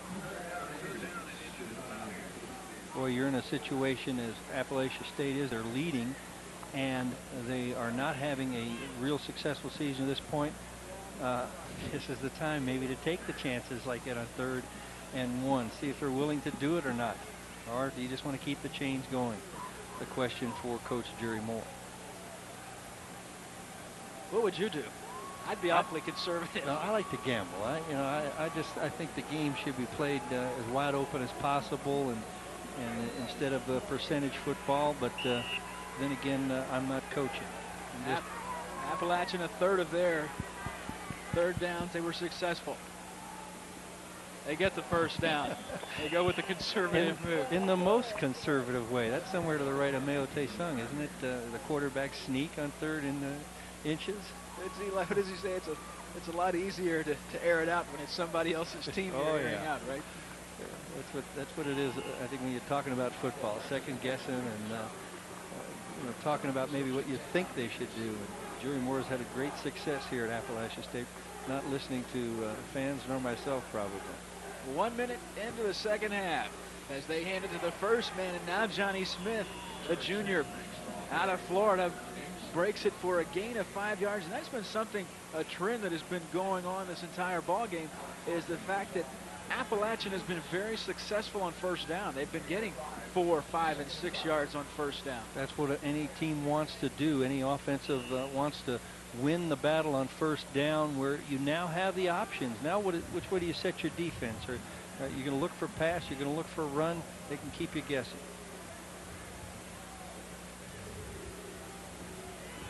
Satterfield will go down, go back, loses 5 on the play, really back to the original line of scrimmage. So it's another big 3rd down coming up. 3rd down and 10. Georgia Southern's defense was there to make the stop. I'm not sure if Walter Flowers got that sack or Alex Mash, but Michael Morris was not fooled, the defensive end. You can bet that Georgia Southern's defensive coaches have told their ends, Charlie Burke and Michael Morris, not to let him outside on that naked boot. So 3rd down and call it 9 from the 37-yard line. Appalachian on the opening drive here in the 3rd quarter. Satterfield open in the flat. Johnny Smith, maybe a gain of 2, but it'll be punt time for Appalachian. And we will see if Appalachian State, what they will do on this punt, because as we have said earlier, they've already botched 1 punt attempt today. It's been an adventure for Will Burkett. He's had 5 punts blocked this season. Georgia Southern has blocked 4. 10 men on the line of scrimmage. And here they come. And it's blocked. And it'll be touchdown, Georgia Southern. Clinton Gregory blocked it. And a 34-yard return by Marco Bradham. Unbelievable. He just comes unscathed off the right side. The snap is perfect. Bentley has had 2 perfect snaps the last 2 punts. They've been frozen ropes right back to him. I don't think he takes exorbitantly long. He's a tall guy, and he takes a little time to kick the football, but not too much time. It's just that you got to have a block in there. The scheme of blocking is not real clean and strong. And so now Georgia Southern on top 17-14. 12 minutes even to play in the third quarter. When we come back, Appalachian will have it back, trailing by 3. Parties, are you ready for some real food? South Carolina, smiling faces, beautiful places. And U.S. Air, the official airline of the Southern Conference. U.S. Air begins with you. 17-14, Georgia Southern leads it. And for the 6th time this season, Appalachian has had a punt blocked. And for the 5th time this season, Georgia Southern has blocked one. Last week it led to a safety for Georgia Southern in a game that they won by only 1 point. So right now it's put them up by 3. So it really is amazing that a team can have that many punts blocked. You're not going to win many games if your special teams are not solid, and this punting situation has been disastrous this year for Appalachian State, and certainly in this first half and the second half. Now you see they've got 10 men on the line of scrimmage, and Clinton Gregory with the great extension wasn't even close. Marco Bratham picks it up and scores after he runs it in for 19 yards. He came inside too. It wasn't like he came from all the way around the end to block. He came inside somewhere. So an even 12 minutes on the clock. Appalachian with the football. Chip Hooks cuts it up for a gain of 5 yards. Now let's go down on the sideline. Mark Martin has a guest standing by. All right, thank you very much, Kevin. I'm joined by Dr. Bucky Wagner, the athletic director at Georgia Southern University. And Bucky, I always like to talk with you about the beginning of this football program at Georgia Southern. What great success, but kind of mind-boggling that it all began just back in 1982. Well, we just have had a lot of great help in South Georgia, and of course we had Irk Russell, who just brought us immediate credibility, and just everybody in South Georgia got behind us. We got a lot of good players down there, and we've had a lot of fun with the football program. How important is it for a 1AA football program to play a 1A school? Marshall, of course, played North Carolina State earlier today. Early this season, you guys played Miami and made a very good showing for yourself. Well, we love it. I mean, our kids really like the chance to go down and play in the Orange Bowl. Our fans love to just see how we're going to play against those folks, and we like to do it at least once a year, just just for our fans and our players, and it's just it's an extra treat for them, and it's just, you can't say anything more than that. First year in the Southern Conference, and so far I know everyone's enjoying it. Well, as long as we keep going in this game, and when they just fumbled, and I hope we got it, and we'll really enjoy it. All right, Bucky, good seeing you. Okay, thank you. All right, Dr. Bucky Wagner, the athletic director of Georgia Southern, back upstairs to Kevin and Jeff. And the Eagles do have it. Darian Dawson recovers the fumble, but what a hit by Rob Stockton. Watch 14 come into the picture. Here you see him, the safety really comes up and lowers the boom on Scott Satterfield. Alex Mash coming inside out too. Nowhere for Scott Satterfield to go. Well defensed that time by Georgia Southern. It's amazing that Satterfield was able to get up from this one. He took it right under the chin. Stockton had a big interception last week. It led to that win over Western Carolina. Misdirection. Dupree throws out in the flat, and boy, I tell you what, I don't know if Dupree turned his ankle over on that play, but he could barely move on that play. We'll see if Charles Bostic comes out. Here comes the training staff, and I'm sure we will see Charles Bostic. He's been fighting that since early in the first quarter, and especially difficult moving to his left as a quarterback. Well, but you see, nobody ever touched him. So they're going to go over and they'll check on Joe Dupree. But in Boone, North Carolina, we've got a score, 17-14. Georgia Southern leads it. Don't go away. We've got a good football game. Sports South's College Football Blitz features the ACC Game of the Week. Well, they're dancing here in Boone, North Carolina, the Mountaineer and the Eagles. With 10:46 to go in the third quarter, you see the count. Georgia Southern leading it 17-14. Joe Dupree has gone off the field, but really Tim Stowers has a luxury because he can bring Charles Bostic in, very well-respected quarterback. Very similar type quarterbacks. He's 10-7 as a starter, 2 years for Georgia Southern, and beaten out by Joe Dupree in the spring. It looks like as Bostic hits big yardage down to the 15-yard line. Almost looked like Charles Bostic and Joe Dupree just changed jerseys because they play exactly the same. A gain of 16 yards. Jamie Coleman made the stop for Appalachian. Well, it's a tough turnover for Appalachian State and a good turnover for Georgia Southern. They've capitalized on special teams, and this is a play they featured today. The lead block coming in on Brent David and Charles Bostic just slipping up the middle. They've run this play 4 or 5 times with great success. First man, James Williams, and Williams down to the 10-yard line. Muscles his way for a gain of 5 yards. You know, a lot of option teams just run zone blocking. That's man on man or scoop blocking between 2 guys alongside each other, guard a tackle or a guard in the center. Georgia Southern does a lot of intricate things with their offensive line. They pull onside linemen, they pull backside linemen, they trap with it, they fold block between the center and a guard.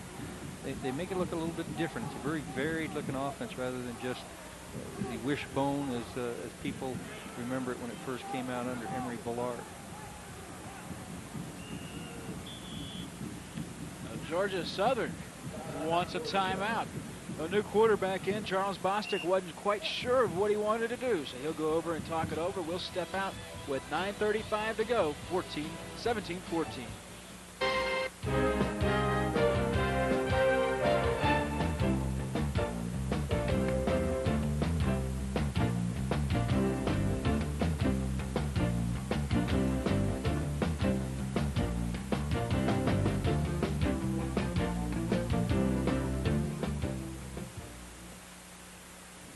There's a little Mountaineer. Right now her team is down 17-14 with 9.5 minutes to play here in Boone, North Carolina. We're in the 3rd quarter. And Georgia Southern with a 2nd down and 5 from the 15-yard line. Charles Bostic has come in, the junior from Thomasville, Georgia, 6 foot, 192 pounds. There you see the numbers. Only thrown the ball 7 times this year, but he will try it here. Cuts it up at the 5, at the goal line. Touchdown, Georgia Southern. Bostic comes in and lights a fire under this Eagle offense. And we've got a new score, 23-14. Well, here you see Charles Bostic. He's looking like he's going to pass, but it's a run. Great blocking here. Excuse me, James Williams, Isaac Farrell, number 70. This is a run all the way, I think, after a period of time. They're picking somebody out and blocking. Isaac Farrell on Jamie Coleman and James Williams leading up through the hole to create a nice hole for Charles Bostic. And Reed Haley kicks it through. So 9:29 to play in the 3rd quarter. We have got a new score, 24-14. Georgia Southern by 10. Now this is another one of those times when Appalachian really gut check time. They need to come back and put together a drive here. Well, the block punt and then the fumble back-to-back on your first 2 offensive series. You really haven't had a chance to establish very much in this 2nd half after playing a very solid first half. The important thing is to not let a game get out of perspective and not do something that maybe right now would jeopardize you. I like it when they would have gone 3rd and 1. Not right now. I think you got to be a little bit more cautious and conservative. Here you see Charles Bostic again. Isaac Farrell pulling in front of him, and he sees it, goes right for the goal line. Nice job of running, because Appalachian State had 3 or 4 people over there, led by Bender. That's the 3rd quarterback touchdown today, as Satterfield has run for 1 and Dupree has run for 1. Now Charles Bostic gets in the running mode for the quarterbacks. Bostic takes in from 15 yards out.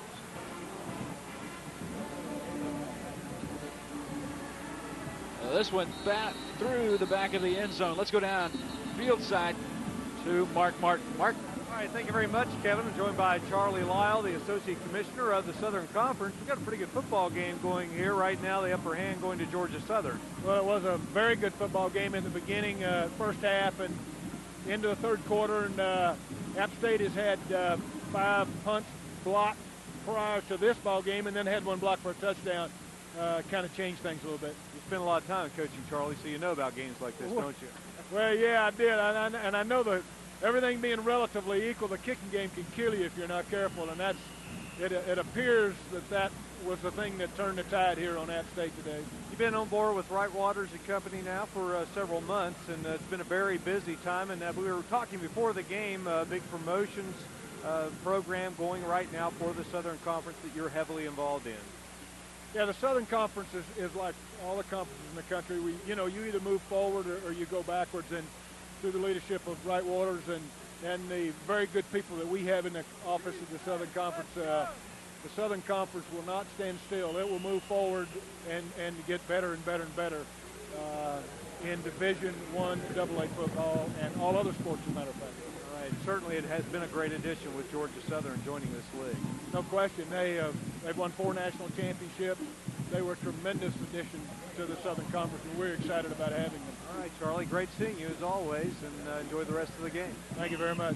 All right, Charlie Lyle, the Associate Commissioner of the Southern Conference, back to Kevin and Jeff. Charlie Lyle, I love that tie. Got the Tabasco tie. 3rd down and 5. Big 3rd down for Appalachian. Satterfield rolling the pocket. Throwing across, and it's incomplete. Well, Jeff Vollmer had a chance at it, but Darius Dawson just separated him from the football. And once again, Satterfield does a nice job of getting out here. This is tough to do. Everybody will tell you, right-handed quarterback rolling to his left. He's trying to wave people down. He's got Vollmer right there. Now's the time to plant, maybe, and I keep running. Just plant and sit and fire and deliver the ball. Here we go again. Will Burkett. You got to be, and now we don't have enough people on the field as Appalachian runs another guy out onto the field. Burkett did a good job saying, hey, don't snap it yet. They've only got 10 on the offensive line. This time Georgia Southern will play back for the return. Here comes Dawson, and Dawson is stuck as he gets the football. I think it was Coakley down on the coverage for Appalachian, but Dawson never got a chance to get anything going. It was a punt of 49 yards and only a return of 7. So 7:56 to play in the 3rd quarter. Georgia Southern leads it by 10. Appalachian defense needs to stop here. And the Appalachian defense has done a good job today. It's just been a matter of the special teams have really been so much to the advantage of Georgia Southern that the defense for Appalachian on a couple drives just didn't stand a chance. That and the fact in the first half, the 2 interceptions, they only got 3 points out of them. The 2 big turnovers that they got from Georgia Southern. Bostic eludes one man, went ahead for a gain of 3 yards. Another one of those plays. Dexter Coakley makes the tackle, a freshman from Mount Pleasant, South Carolina. Only a gain of 3, but Dawson could very well have lost 3 on the play as well. Should have been a loss. Mark Ivy in the backfield right at the get-go, right standing there looking at Charles Bostic, and just doesn't make the play. And you'll hear that more and more. It's like a buzzword anymore among coaches. Players making plays. Make a play. That's the only thing that they're looking for now out of athletes is guys who will make plays offensively, defensively. 2nd down. Bostic again on the option. And Bostic maybe a gain of 1 there. And guess who? Dexter Coakley. Well, let's go down onto the field. Mark Martin stands by. Kevin and Jeff, it is still Bostic in there, quarterback for Georgia Southern, and the word on Joe Dupree right now is strained ligaments in his right knee. He took a shot right before the half, and they were working on him at halftime, and then came up limp there again here in this 3rd quarter. So they're going to keep him out right now, and they'll have no more a little bit later on, but right now Charles Bostic is the man for Georgia Southern. Back upstairs. You're right about that. Whenever you see a guy putting ice on something, that usually means it's going to be hard to come back in. Once you put the ice on it, it's going to stiffen up a little bit. In this weather especially, this temperature has dropped quite dramatically since we came here earlier today. I think they want to save him a little bit too. Bostic's doing a good job for him right now. On 3rd down and 5, Bostic rolling the pocket, looks to run. Bostic will be very close to a 1st down. This is going to depend on a spot. I think he's got the 1st. And you know, when you get Bostic out there, you've got to keep him honest as far as playing the pass defense. But I mean, he's a guy that you're just about sure that he's going to run the ball. He's only thrown it 7 times all season. Well, they've had great quarterbacks in the past. You're looking at Charles Bostic in here. He's making them honor. He gets a great block from James Williams on Di Bernardino, and is able to get it out of bounds. But in the past, with fellows like Tracy Ham, Raymond Gross pulling the quarterback spot for this offense, this is the kind of people they're looking for to run this offense. It's not as simple as the old wishbone. Bostic again on first down, first man, nowhere to go. James Williams ran right in. I think it was Sikorsky and Mark Ivy. Ivy got to him first. Sophomore from Collinsville, Virginia. And Sikorsky, senior, finished him off along with Brent David. Sikorsky, a refined football player for Appalachian State, was second team of preseason All Southern Conference defense, a senior here, and has played with Rico Mack and Avery Hall. I think some other great players they've had on defense that have graduated. Makes a difference a little bit. He's now playing with a much younger defensive lineman, but the leader on this defensive line. Bostic on the keeper will lose 5, but just like that, the face mask, Appalachian makes the play. But on the other hand, they don't make the play. Joe DiBernardo got a hand on the face mask after the loss of 5. And a long third down coming up, or maybe it was Sikorsky that got a hand in there. Yeah, Sikorsky's out there shaking his head. And listen, it wasn't me. It wasn't intentional. It was just an accident. It was only there for a second. He said, we're only going to walk it off 5 yards. This is tough. He makes a nice read, a nice play, and he just gets his hand up around there. And as he's falling and other guys are pushing him, it catches Charles Bostic's face mask. Yard face mask, gets the defense, 5 yard previous spot. So instead of going into a third down and 10 situation, Georgia Southern will have it second down and 5. That's a big play right there. So second down, 5 yards to go for the first. Bostic wants to throw it downfield, looking for Dawson, and it's incomplete. Good coverage, step for step, by Jamie Coleman, the sophomore out of Laurinburg, North Carolina. And nice job by the officials, too, not to give an interference call on something like that. They bumped. Jamie Coleman bumped, but maybe it was Dexter Dawson who made the move more up the field and impeded Jamie Coleman's route there. And incidental contact, no call. It really didn't affect the pattern on either side. Ball overthrown, well overthrown. So now a third down. Long 5, call it third down and 6 for the first down.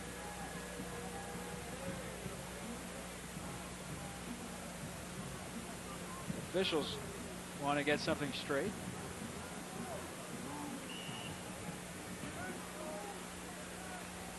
Now they're going to go back and huddle up again. You think Dexter Dawson is saying, come on, we've already called the play one time.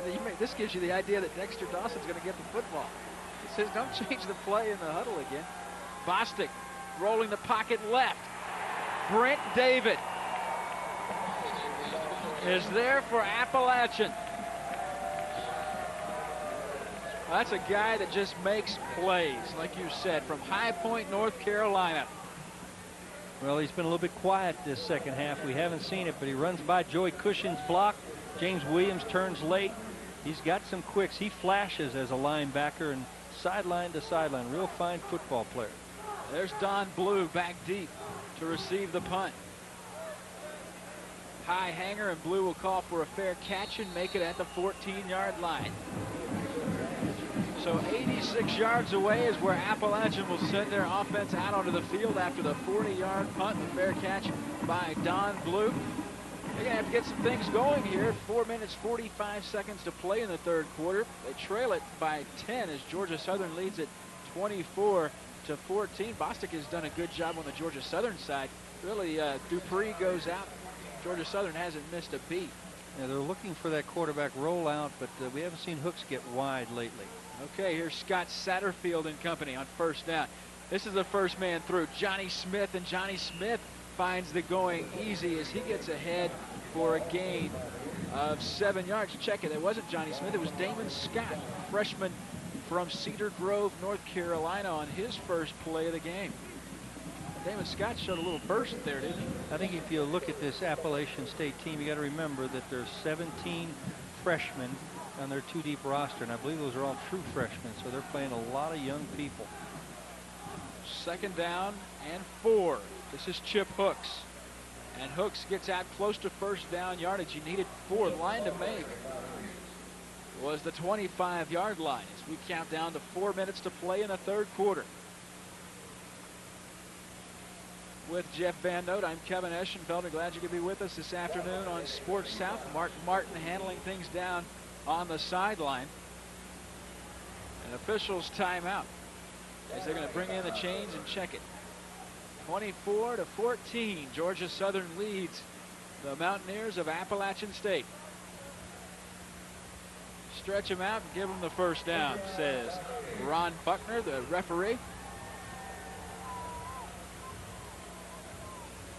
And still a lot of time left for Appalachian State.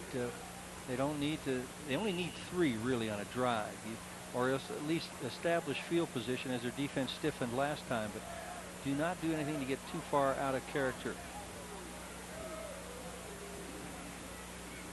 First man again, Damon Scott. Well, I didn't exactly mean that. You got a little conservative there, Coach. Meaning Jeff Van Note. Not talking about Jerry Moore, would never question that. It's been tough running up for the middle for the most part today. They had a little flash with Damon Scott there in that first play, but not a lot of room. Immediately following today's game, Tennessee Chattanooga takes on VMI. That one should be a good one as more college football continues on Sports South. Southern Conference style. Chip Hooks was headed north and took a quick detour south thanks to the defense of Georgia Southern. Alex Mash led the way for Georgia Southern. Also Michael Morris in on that play for the Eagles. And now a 3rd down situation coming up. A distinct change in style of the offense from the first half when Appalachian State was pulling their guards, pulling their backside tackle, getting some angles and trying to go wide and let their backs look for a little bit of a seam. Right now they've been just trying to run between the tackles without success. Big 3rd down coming up. Chip Hooks. And Hooks not even close to the 1st down, and a great defensive play by Scott Davis, a junior from Powder Springs, Georgia. Well, Chip Hooks does a nice job of catching this pass, and you have to feel that Satterfield was intending to go all the way, but he never gives himself a chance to make a move. Doesn't seem like he gathers himself to make a good enough move on Davis, so they'll give credit to Davis. He just stayed in place. Will Burkett to kick it away. Here comes Georgia Southern again, and he just gets it away. He's going to get a great roll. This is going to be an outstanding punt as it goes inside the 10 to the 6-yard line. A 79-yard punt. That's how slim a margin it is between success and disaster. He does a good job, though, of pulling that ball down. That's a high snap there. And he gets it off. It's a line driver, but a line drive spiral. Look at this high. He jumps. Nice job of pulling it down and getting rid of the ball. Got rid of it in a hurry, and I correct myself. It was a 68-yard punt. And the real key is the fact that it's back on the 5-yard line. And now the field position, which in this entire second half has been all played in Appalachian State's part of the field. Finally, they get it down on the other end, and Georgia Southern has to work from the shadow of their own goalpost. And Bostic will be the man working with it as he gets it out near the 10-yard line. The one thing about it, when your quarterbacks are as active as Georgia Southern's are right now, they take a beating. Yeah, they've got to be a fairly tough individual. They're going to carry the ball a lot, and if you notice when you read Georgia Southern statistics about their quarterbacks, they talk about their rushing yardage. So much minus yardage. And these aren't sacks from passes. These are tackles for losses as they run this option a lot of times. So it takes a lot out of them, both physically and certainly a lot away from some of the stats they've got. This time they hand it off to James Williams. And Williams plows ahead for a couple more. It's going to bring up another 3rd down situation. Georgia Southern playing it close to the vest, deep in their own territory. Here's a guy who's had a rough afternoon, let me tell you. Will Burkett The 68-yard punt was his career long, but he was, inches away from having his second punt blocked today. It's got to be a very smooth operation. The snap, the catch, the punt, but also timed up with the blocking and recognition by the blocking front what's going on. Big third down. Third down and 4. Bostic will be short. Appalachian defense has held. William Peebles, the junior from Raleigh, North Carolina, in to make the stop, and Georgia Southern will have to punt it away. Here you can see William Peebles coming from behind, but it's Dexter Coakley, the young linebacker on the front side, that's there to play the option pitch, play the quarterback, making the tackle. Well, we are through 3 quarters. Stay with us. We've got a 10-point ball game. We'll be back to Boone for the 4th quarter in just a moment.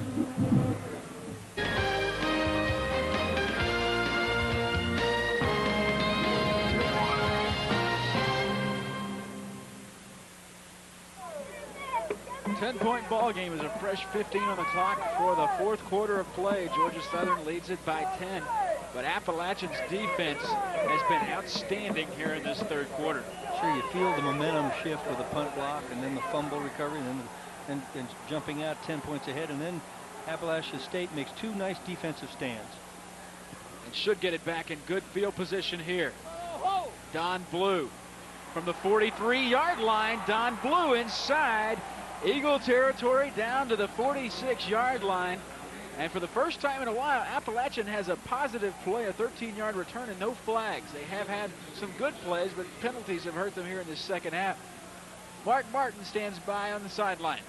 Guys, there is a drainage ditch located next to Georgia Southern's practice facility in Statesboro that the legendary Irk Russell labeled Beautiful Eagle Creek. Now, a road game ritual is to bottle some water from that ditch and bring it on the road with them, and then the Friday practice before the game, they take the water and they sprinkle it from one end of the field to the other. So that's what they did last night here at Kidd Brewer Stadium, and they say it is to bring them good luck. Well, right now luck seems to be on their side, but there's still 1 quarter of football to be played here in Appalachian State University's home field. Back upstairs. So I don't know how long they've been doing that, but if they've been doing it long, it's been very successful. 4 national championships. Since Georgia Southern revived their program in 1982, they have won 76% of their games. That's amazing. I think some of that playing and coaching helped a lot, too, other than just that water. Satterfield completes it to Kevin Burton. And Burton has it for the first down. There you go. That's not very conservative on a 2nd down and 2. You could go ahead and go for the first down, but they aired it out. Kevin Burton made the catch. Nice job by Satterfield. He's been doing this all day, either the naked boot. Here he gets a little bit of a play, razzle-dazzle reverse, and hides the ball. But look at Mike. He knows Michael Morris is going to right behind him, and he's got to find somebody. But look at Kevin Burton now down here, though. 1 foot. He makes sure that 1 foot drags in and then reaches out to grab the ball. Great reception. He's had a couple big ones today for him. Appalachian on the move. Chip Hooks plows inside the 20-yard line. A gain of 4 yards for the big guy. Chip Hooks, 5'7", 155 pounds. I say the big guy. He's big to this ball club, to this offensive team, but only at 5'7", but he plays with a lot of heart. From Decatur, Georgia. Where they're still running between the tackles this half. Georgia Southern has probably widened out their ends a little bit, but Appalachian State has kept it between the tackles with their running attack. Satterfield to throw, complete. Don Blue. Blue turns the corner at the 10. He's out of bounds at the 3-yard line. Folks, that was all Don Blue. A gain of 16 yards on a simple crossing pattern.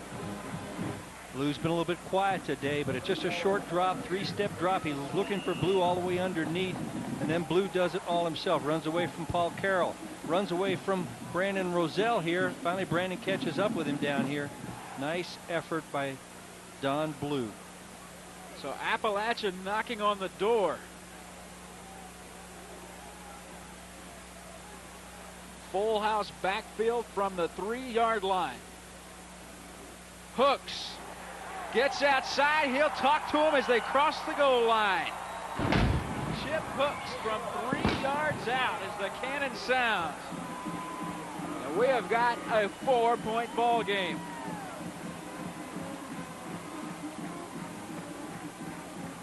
Tight goal line. They fired their corner, Francis Williams.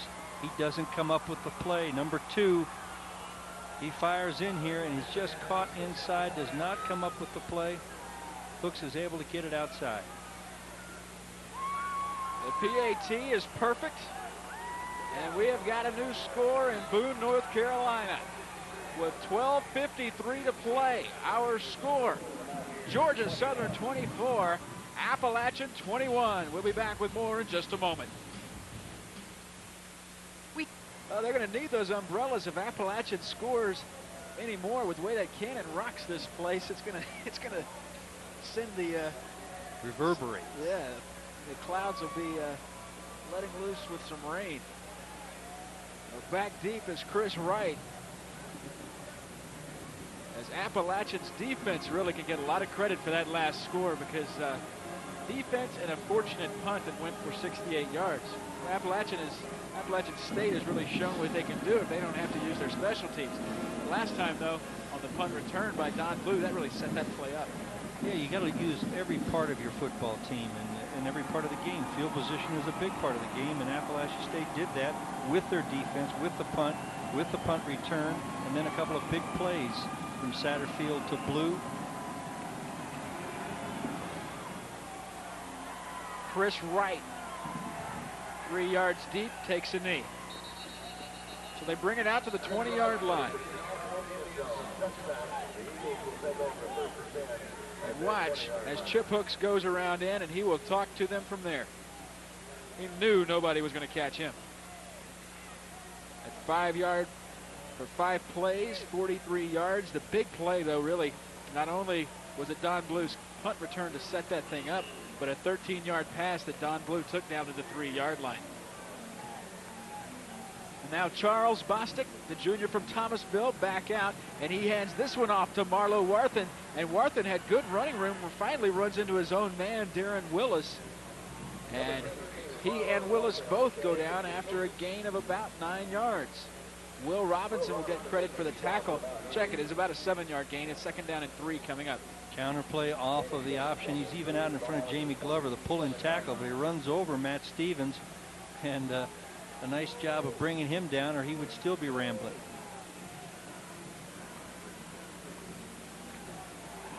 On 2nd down, I think we may have a 3rd down and short coming up. It was a 2nd down and short, but I'm not sure. Sikorsky was there along with William Peebles to stop the ball carrier James Williams. We'll see. Another young right tackle, the young offensive tackle for Georgia Southern, the freshman Jamie Glover, doesn't get the seal block on the backside on Peebles. Well, this is a huge play. Fans are on their feet. 3rd down and 1 is coming up for Georgia Southern. The defense is encouraging them.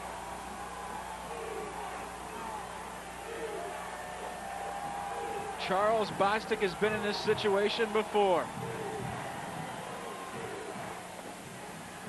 I don't know if he has it. No, I don't. Terry Lester got the call. Brent David was standing in the hole, and we will see.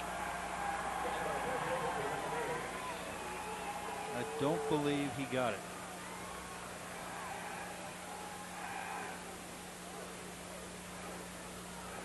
The referee has his fist in the air as if to indicate 4th down, and he does. They won't even bring the sticks out. Well, here's an Appalachian State team that was giving up 40% on 3rd down conversions coming into this game, and 3 nice defensive stands. Bill Thatcher will kick it away. He's a senior from Statesboro. Thatcher gets away a beauty, taken by Don Blue at the 25-yard line, and Blue will lose 3 on the return. Good coverage downfield for Georgia Southern. A 55-yard punt down for Georgia Southern was Travis Taylor. We'll take a timeout. Back to Boone in just a moment. The Mountaineers try to withstand the attack of the Thundering Herd. Live next Saturday on Sports South.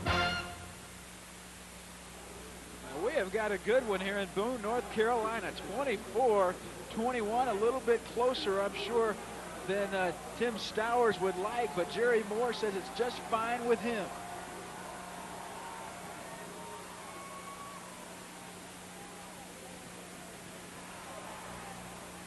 Hooks ahead for a gain of a couple. Give him 3. Second down and 7 is coming up.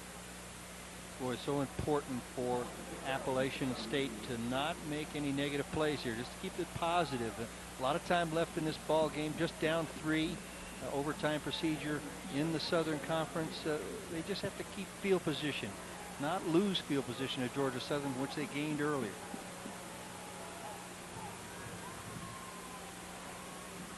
Second down. Satterfield will go down. Back at the 20-yard line. Big number 99, Alex Mash, big senior from Thomasville, Georgia. We're going to keep him quiet all day long. Chad Groover, the center. Alex Mash comes outside him and then comes back inside of him, swims underneath him inside. A quick move on some fan protection by that offensive line of Appalachian State. That's his second sack today. I think he's going to get credited for 1 in the first half. 9 on the season. Well, the best thing that Appalachian could have come out of that was the fact that it was a quick 2-step drop, and they couldn't have lost a whole lot of yardage on it. But now Satterfield will take a timeout, and we will step out with him. A timeout on the field, the timeout in Boone. 9:26 to play, 24-21 is our score. The Mountaineers try to withstand the attack of the Thundering Herd. Live next Saturday on Sports South. Big guys up front, Alex Mash and Walter Flowers getting it done for Georgia Southern as they lead at 24-21 on a cool evening here in Boone, North Carolina. Third down and 10. Satterfield throws complete to Gamma out at the 40-yard line. Now he fumbles it. Here comes Darius Dawson.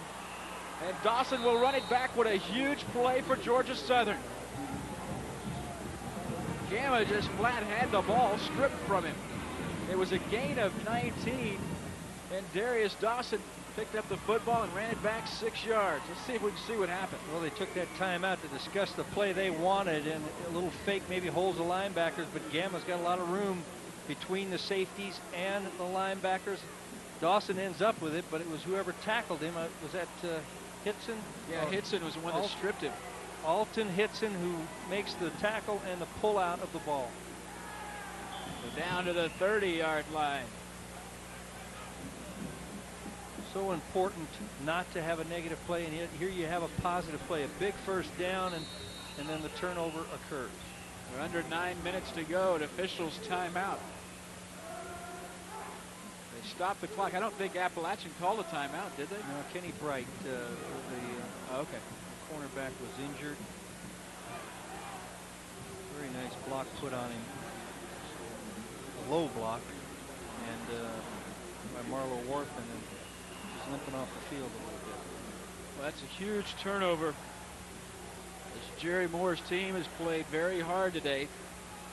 Tim Stowers' team comes in decided favorites, but they've had their hands full. As Georgia Southern leads at 24-21. Bostic on the option. Bostic turns the corner to the 25 to the 24-yard line. Big gainer on second down, and a huge third down is coming up for Georgia Southern. You talk about quick, choppy feet a running back has, or a quarterback in this case, because that's what Bostic is. He was able to chop those feet right out from the grasp of Sikorsky. Look at that score. Tennessee leading the Tide 17-9.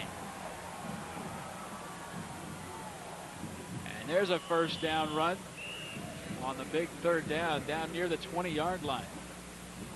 James Williams, a senior, 200 pounds. He's only 5'9". That'll be enough for an Eagle first down. They'll move the sticks. That could make Auburn maybe the only undefeated team in the Southeastern Conference at this stage. Auburn can't win it. That's right.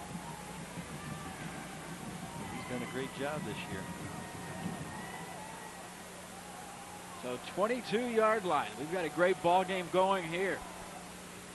They hand it off, quick hitter, James Williams down to the 15-yard line. You pick up 7 on first down. Boy, it really widens your scope of play calling, doesn't it, when you get down into a 2nd down and 2, 2nd down and 3, that type of situation. And where they ended up with field position. This defense had played so well in the previous 3 series, and now finds itself rocked back after that fumble recovery. James Williams just right up the gut again.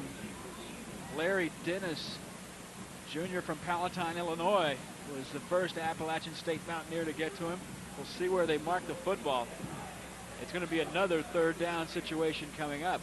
And now Georgia Southern, really you look up at the clock and all of a sudden you look over there and there's only 6.5 minutes to left to play in this game. Georgia Southern trying to eat up some time right now and take advantage of this turnover. Tim Stowers got a feel, though, that maybe 3 points is not enough. 3rd down and 2. Crowd on their feet. Bostic loses his. We'll see if he's close to the 1st down.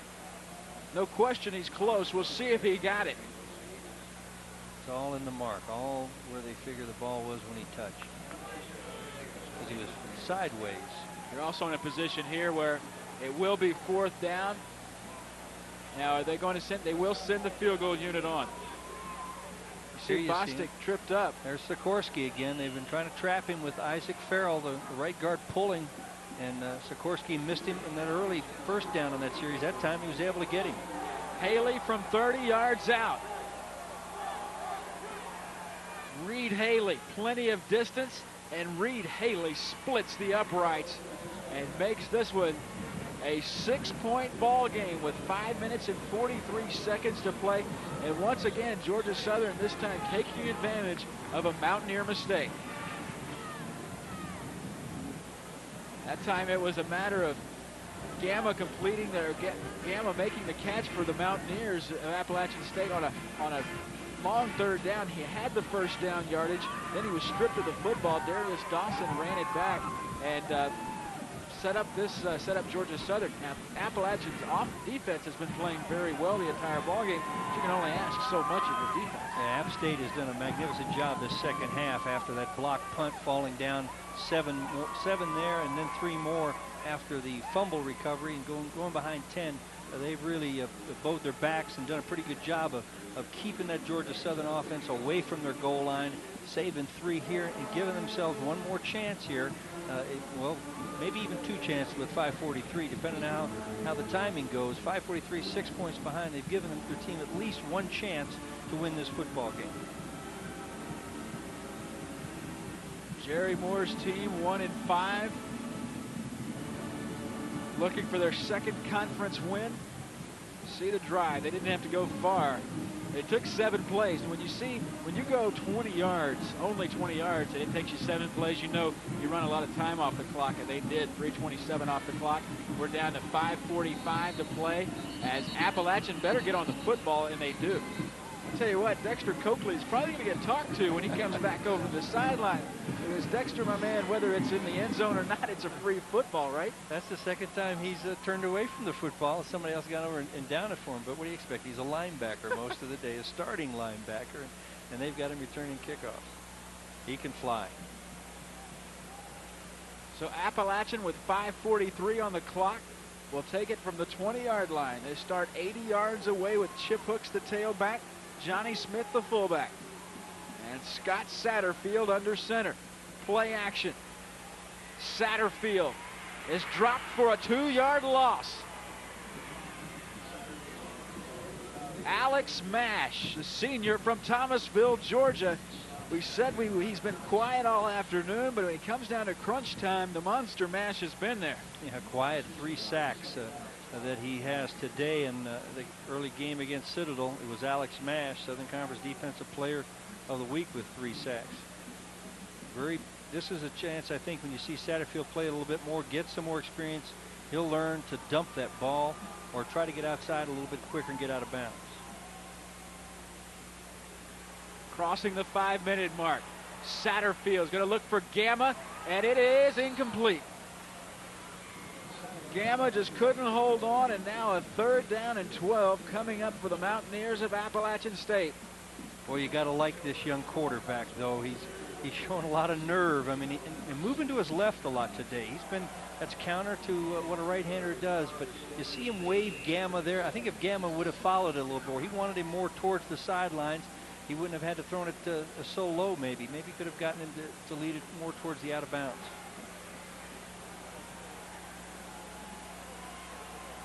Third down, 12. Satterfield. And it's incomplete, intended for Gamma. And Appalachian State will have to punt it away with 4:45 to play here in the ball game. Might not have had enough time, felt a little bit of the heat coming from Morris, and they might have unloaded that before he was ready because the pattern was breaking open. Well, Jerry Moore is going to call on his defense one more time. And Burkett punts it away.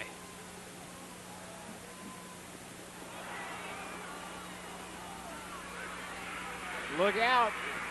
Knocked out of bounds at the 42-yard line was Brandon Roselle. Roselle with an excellent return of 15 yards, and Georgia Southern again gets good field position to start off this drive, and now it's going to be a matter of handing it off to the big guy and letting him run a little time off the clock. Watch Brandon Roselle bounce to the outside, doesn't quit on it, retains his balance, and finally gets knocked out of bounds. Well, here where the clock becomes Georgia Southern's ally, right here with 4:32 in great field position. You're going to see a lot of that right there. Hand off to the big guy, and he's down to the 12-yard line. A gain of 30 yards for James Williams. You would have thought Appalachian State would have been looking for the fullback right up the middle, trying to run some time off the clock. Franklin gets a nice block on Ivy, and there's a big hole up the middle.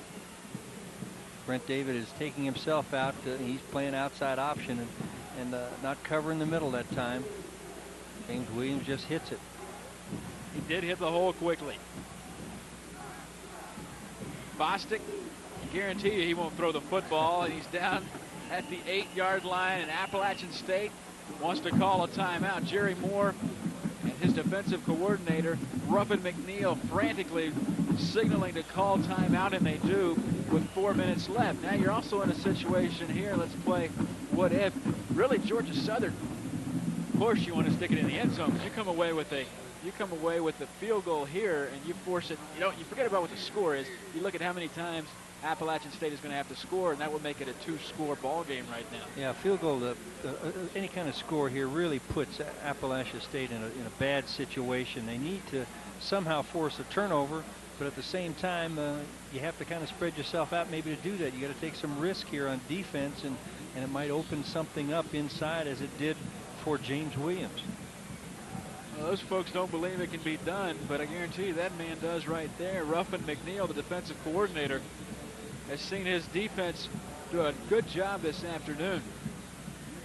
Wants one more effort out of them. They have done a nice job, especially this second half after falling behind 10 points on that blocked punt and the fumble. Right at 11,000 on hand this afternoon. On a hazy fall afternoon here in Boone, North Carolina. And I could work for the Chamber of Commerce. I can't get over how pretty this town is. This is really a beautiful part of the country. Well, we won't take any shots at Houston. At Brewer Houston, Stadium. Texas. You see the rain coming down. I'm not even going to acknowledge that. You come a long way for this game. This is a great time of the year up here. If you've had a chance to drive around and see all the ski advertisements, a lot of people don't realize what great skiing there is in the Carolinas. I've had plenty of time to drive around over the last 24 hours, trust me. On the misdirection, Marlo Warthen inside the 10-yard line, stays in bounds, and again, App State will call a timeout. Appalachian State, well, I think it was their last time out. That's right. I'm not sure if they realized that they were down to no timeouts left. It's a 3rd down and 6 will be coming up for Georgia Southern. That'll give you an idea of what it looks like around here. And, that's everywhere right there. Not a hotel room to be found within, what, 75 miles of this town, because this is the peak weekend that the people come out and watch the leaves. I'm not from this part of the country, so I'm amazed with it. It's a great tradition in this part of the country. People coming up, and they turn here first, obviously, up in the mountains. So you got a lot of southern people coming up from Georgia and Florida and whatnot to an annual ritual. They do this, or just to look at the beautiful colors. And I enjoyed them today as I was driving up through the mountains. Part of the student body on hand for this one. They have seen their ball club play very well this afternoon, but right now it looks like Georgia Southern has the upper hand as they lead at 27-21 with just under 4 minutes to play. 3rd down, 6 yards to go for a 1st down. Georgia Southern can get a 1st down inside the 1-yard line of Appalachian State. On the quarterback draw. Touchdown, Georgia Southern. For the 3rd time today, a Georgia Southern quarterback has scored on a quarterback draw. Well, that's one that you needed to be looking for. That had to be, with the timeouts, that had to definitely be #1 on the hit parade, being as the success that they've had with it. And you see everybody got kind of balled up in the middle. People's caught inside and no linebackers to scrape. And he's going to get flagged for that.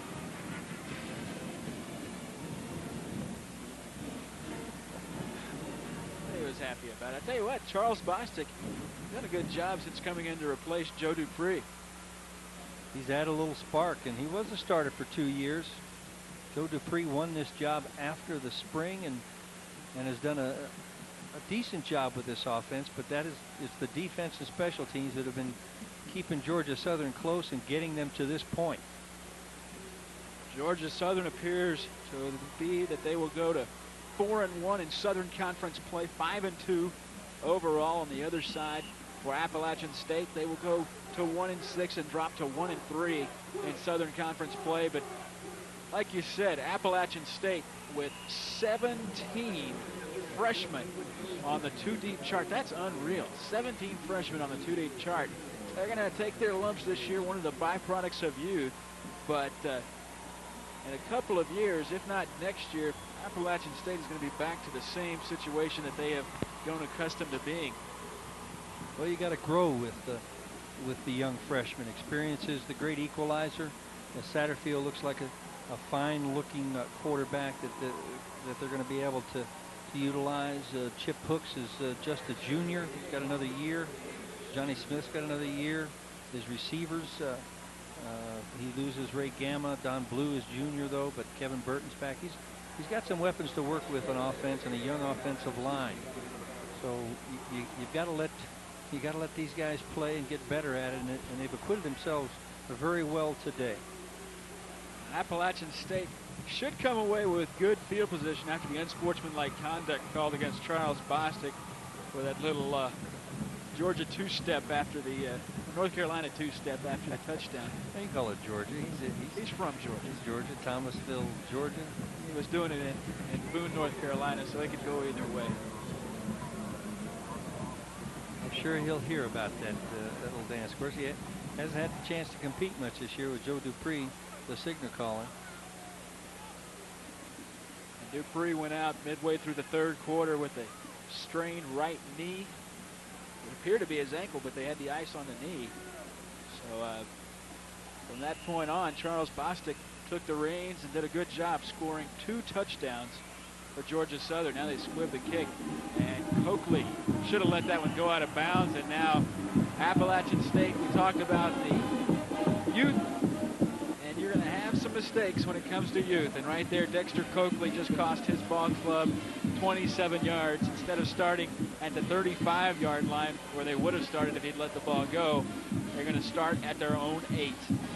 A lot easier to do from up here, isn't it? Yeah, and it's right at the end of the game. Here's a guy who's played all day on defense, and they're making tackles, and they're asking him to return kickoffs, a very unusual position for a linebacker. He's going to be a great football player here, though. True freshman who did some junior college work last year and came in here, and they expect high things from him.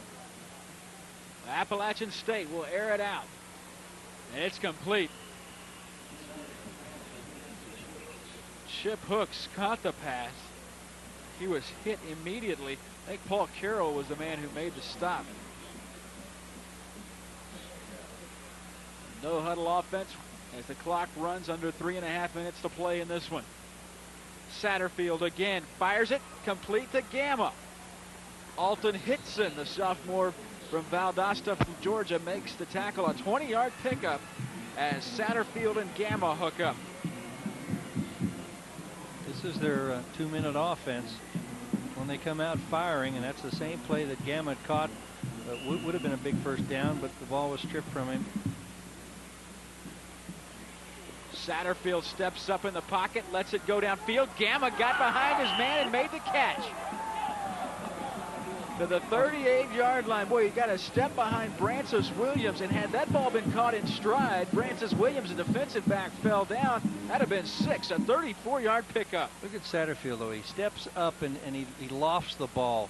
This is a tremendous catch, though, by Gamma. Gamma's concentration. He's fallen down off his back foot and still able to pull the ball in. Not to mention worrying about the sideline. Just a great job. He's a good-looking receiver, Gamma. Well, we said at the top we thought they should pass more. They have passed more today, and they might be able to even pass more than this. Satterfield again on first down. He throws on the quick end, looking for Don Blue. Darius Dawson is lucky he didn't come away with a little pass interference there. It certainly looked like he gave him a little bit of a shove there, and nobody said anything to him as the ball was in flight. Clock is stopped on the incompletion with 3 minutes and 1 second left in the ball game. 34-21. Jerry Moore's Mountaineers trail it by 13.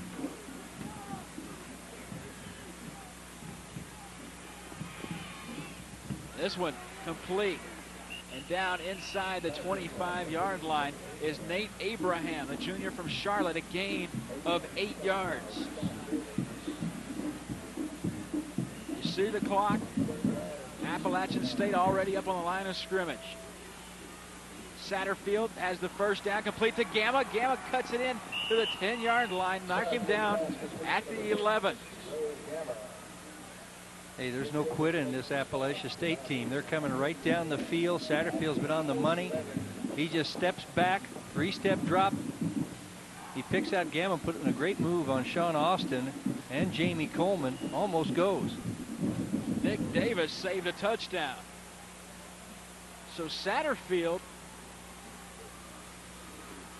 red hot on this drive. Satterfield across the middle, caught by Don Blue, and Blue is down at the 8-yard line.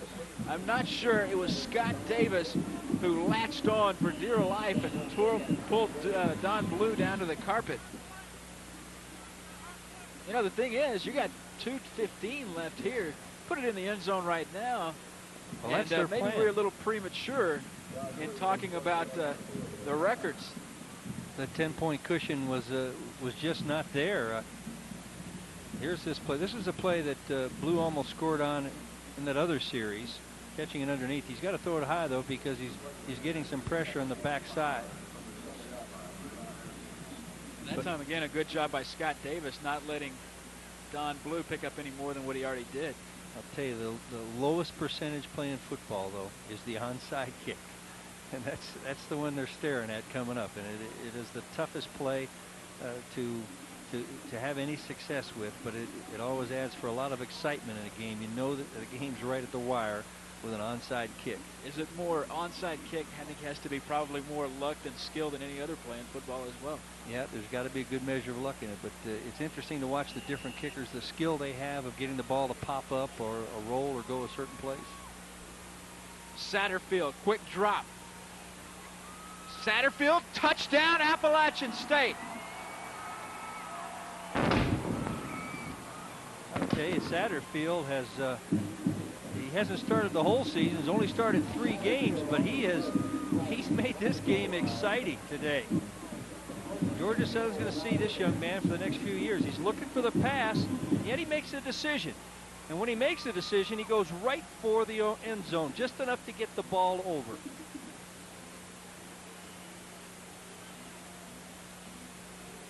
A 7-yard touchdown run by Scott Satterfield. Now they're going to go for 2. Check it. I'm sorry. They didn't give him the touchdown. We saw the officials raise their hands. They took it down to the 1-yard line. That's my mistake. Heck, I thought I saw the ball line over. They marked it where his knee was. They marked him at the 1-foot line.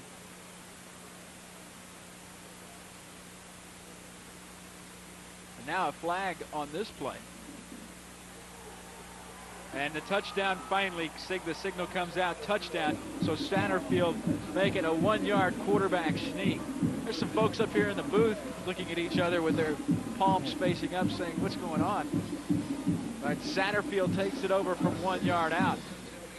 So now a new ball game, 34-27. As Kyler Ferguson in to complete the point after. Still plenty of time left, 1:45.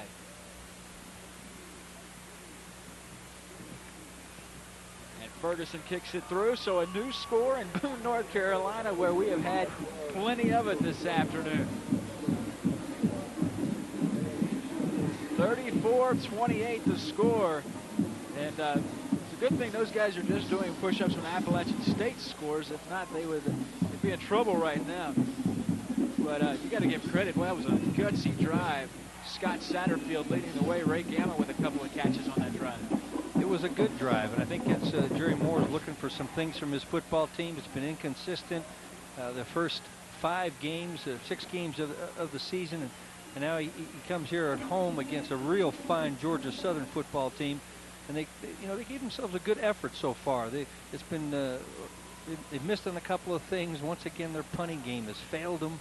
The block punt, the high snap, and the punt, and that's something they're going to have to shore up. But I think they've seen a couple of their young players grow up today, especially at the quarterback position, and their defense. It rose up when it had to several times, 4 times at least in the second half. Tim Stowers has got to be thinking, I got to get some folks out there on that front line that have some hands, and they do exactly that. Look at that. And we got to remember, too, they had to go 92 yards after a mental mistake on the kickoff receiving team. They had to go 92 yards. They did it in 9 plays. Maybe those folks that left early left a little too early.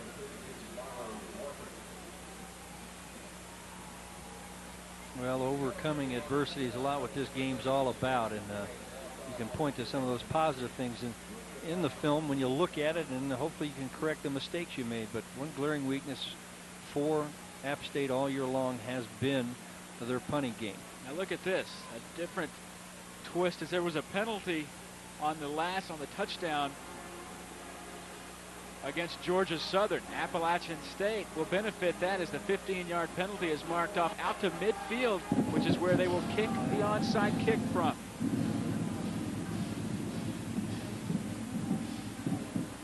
I wonder if he's got a hook shot to the left where he's got 4 guys, or does it have to go to the right?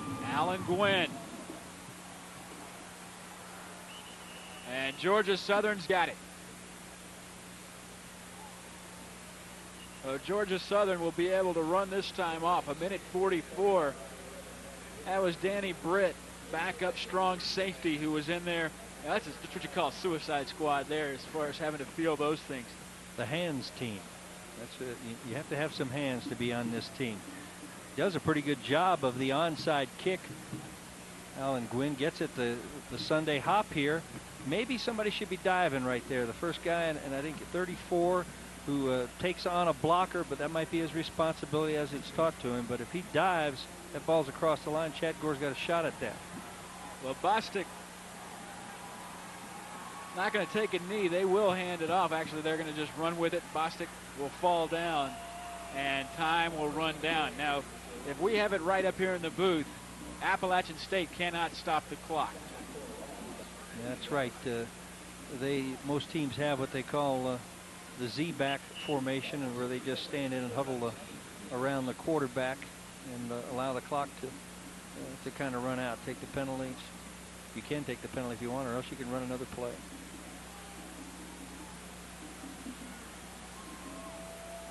Counted down to 70 seconds left.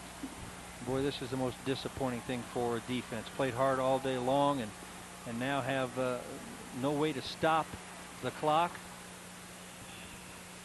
Very little chance of getting the football back for your offense. I want to thank Jason Dumas, who did the spotting up here in the booth tonight, and Bubba Taylor handling the statistics. Our babysitter, Joan Crawford. Great job by all. Down to 40 seconds. And it's a third down coming up.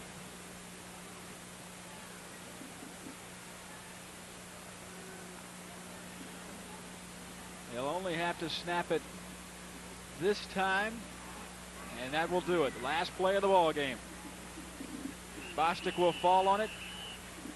Appalachian State cannot stop the clock, but what a great effort by both of these ball clubs. Georgia Southern has done what they've been doing all year long. That is surviving. That's huge in football. They have been getting it done when they need to get it done, and Georgia Southern goes to 5-2, 4-1 in Southern Conference play. On the other side, the Appalachian Mountaineers go to 1-6 and 1-3 in conference play. Again, the final score, 34-28. Georgia Southern will be right back.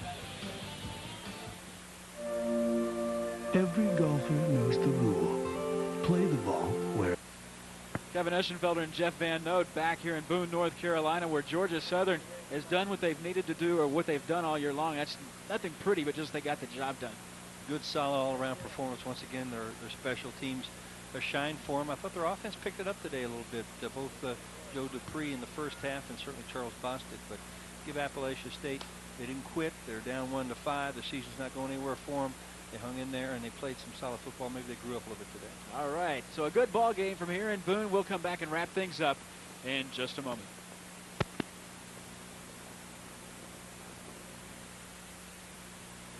Again, the final score, Georgia Southern wins it 34-28. We want to remind you, coming up next on Sports South, it's Tennessee Chattanooga and Virginia Military Institute. So for Jeff Van Note and all of us at Sports South, this is Kevin Eschenfelder saying so long from Boone, North Carolina.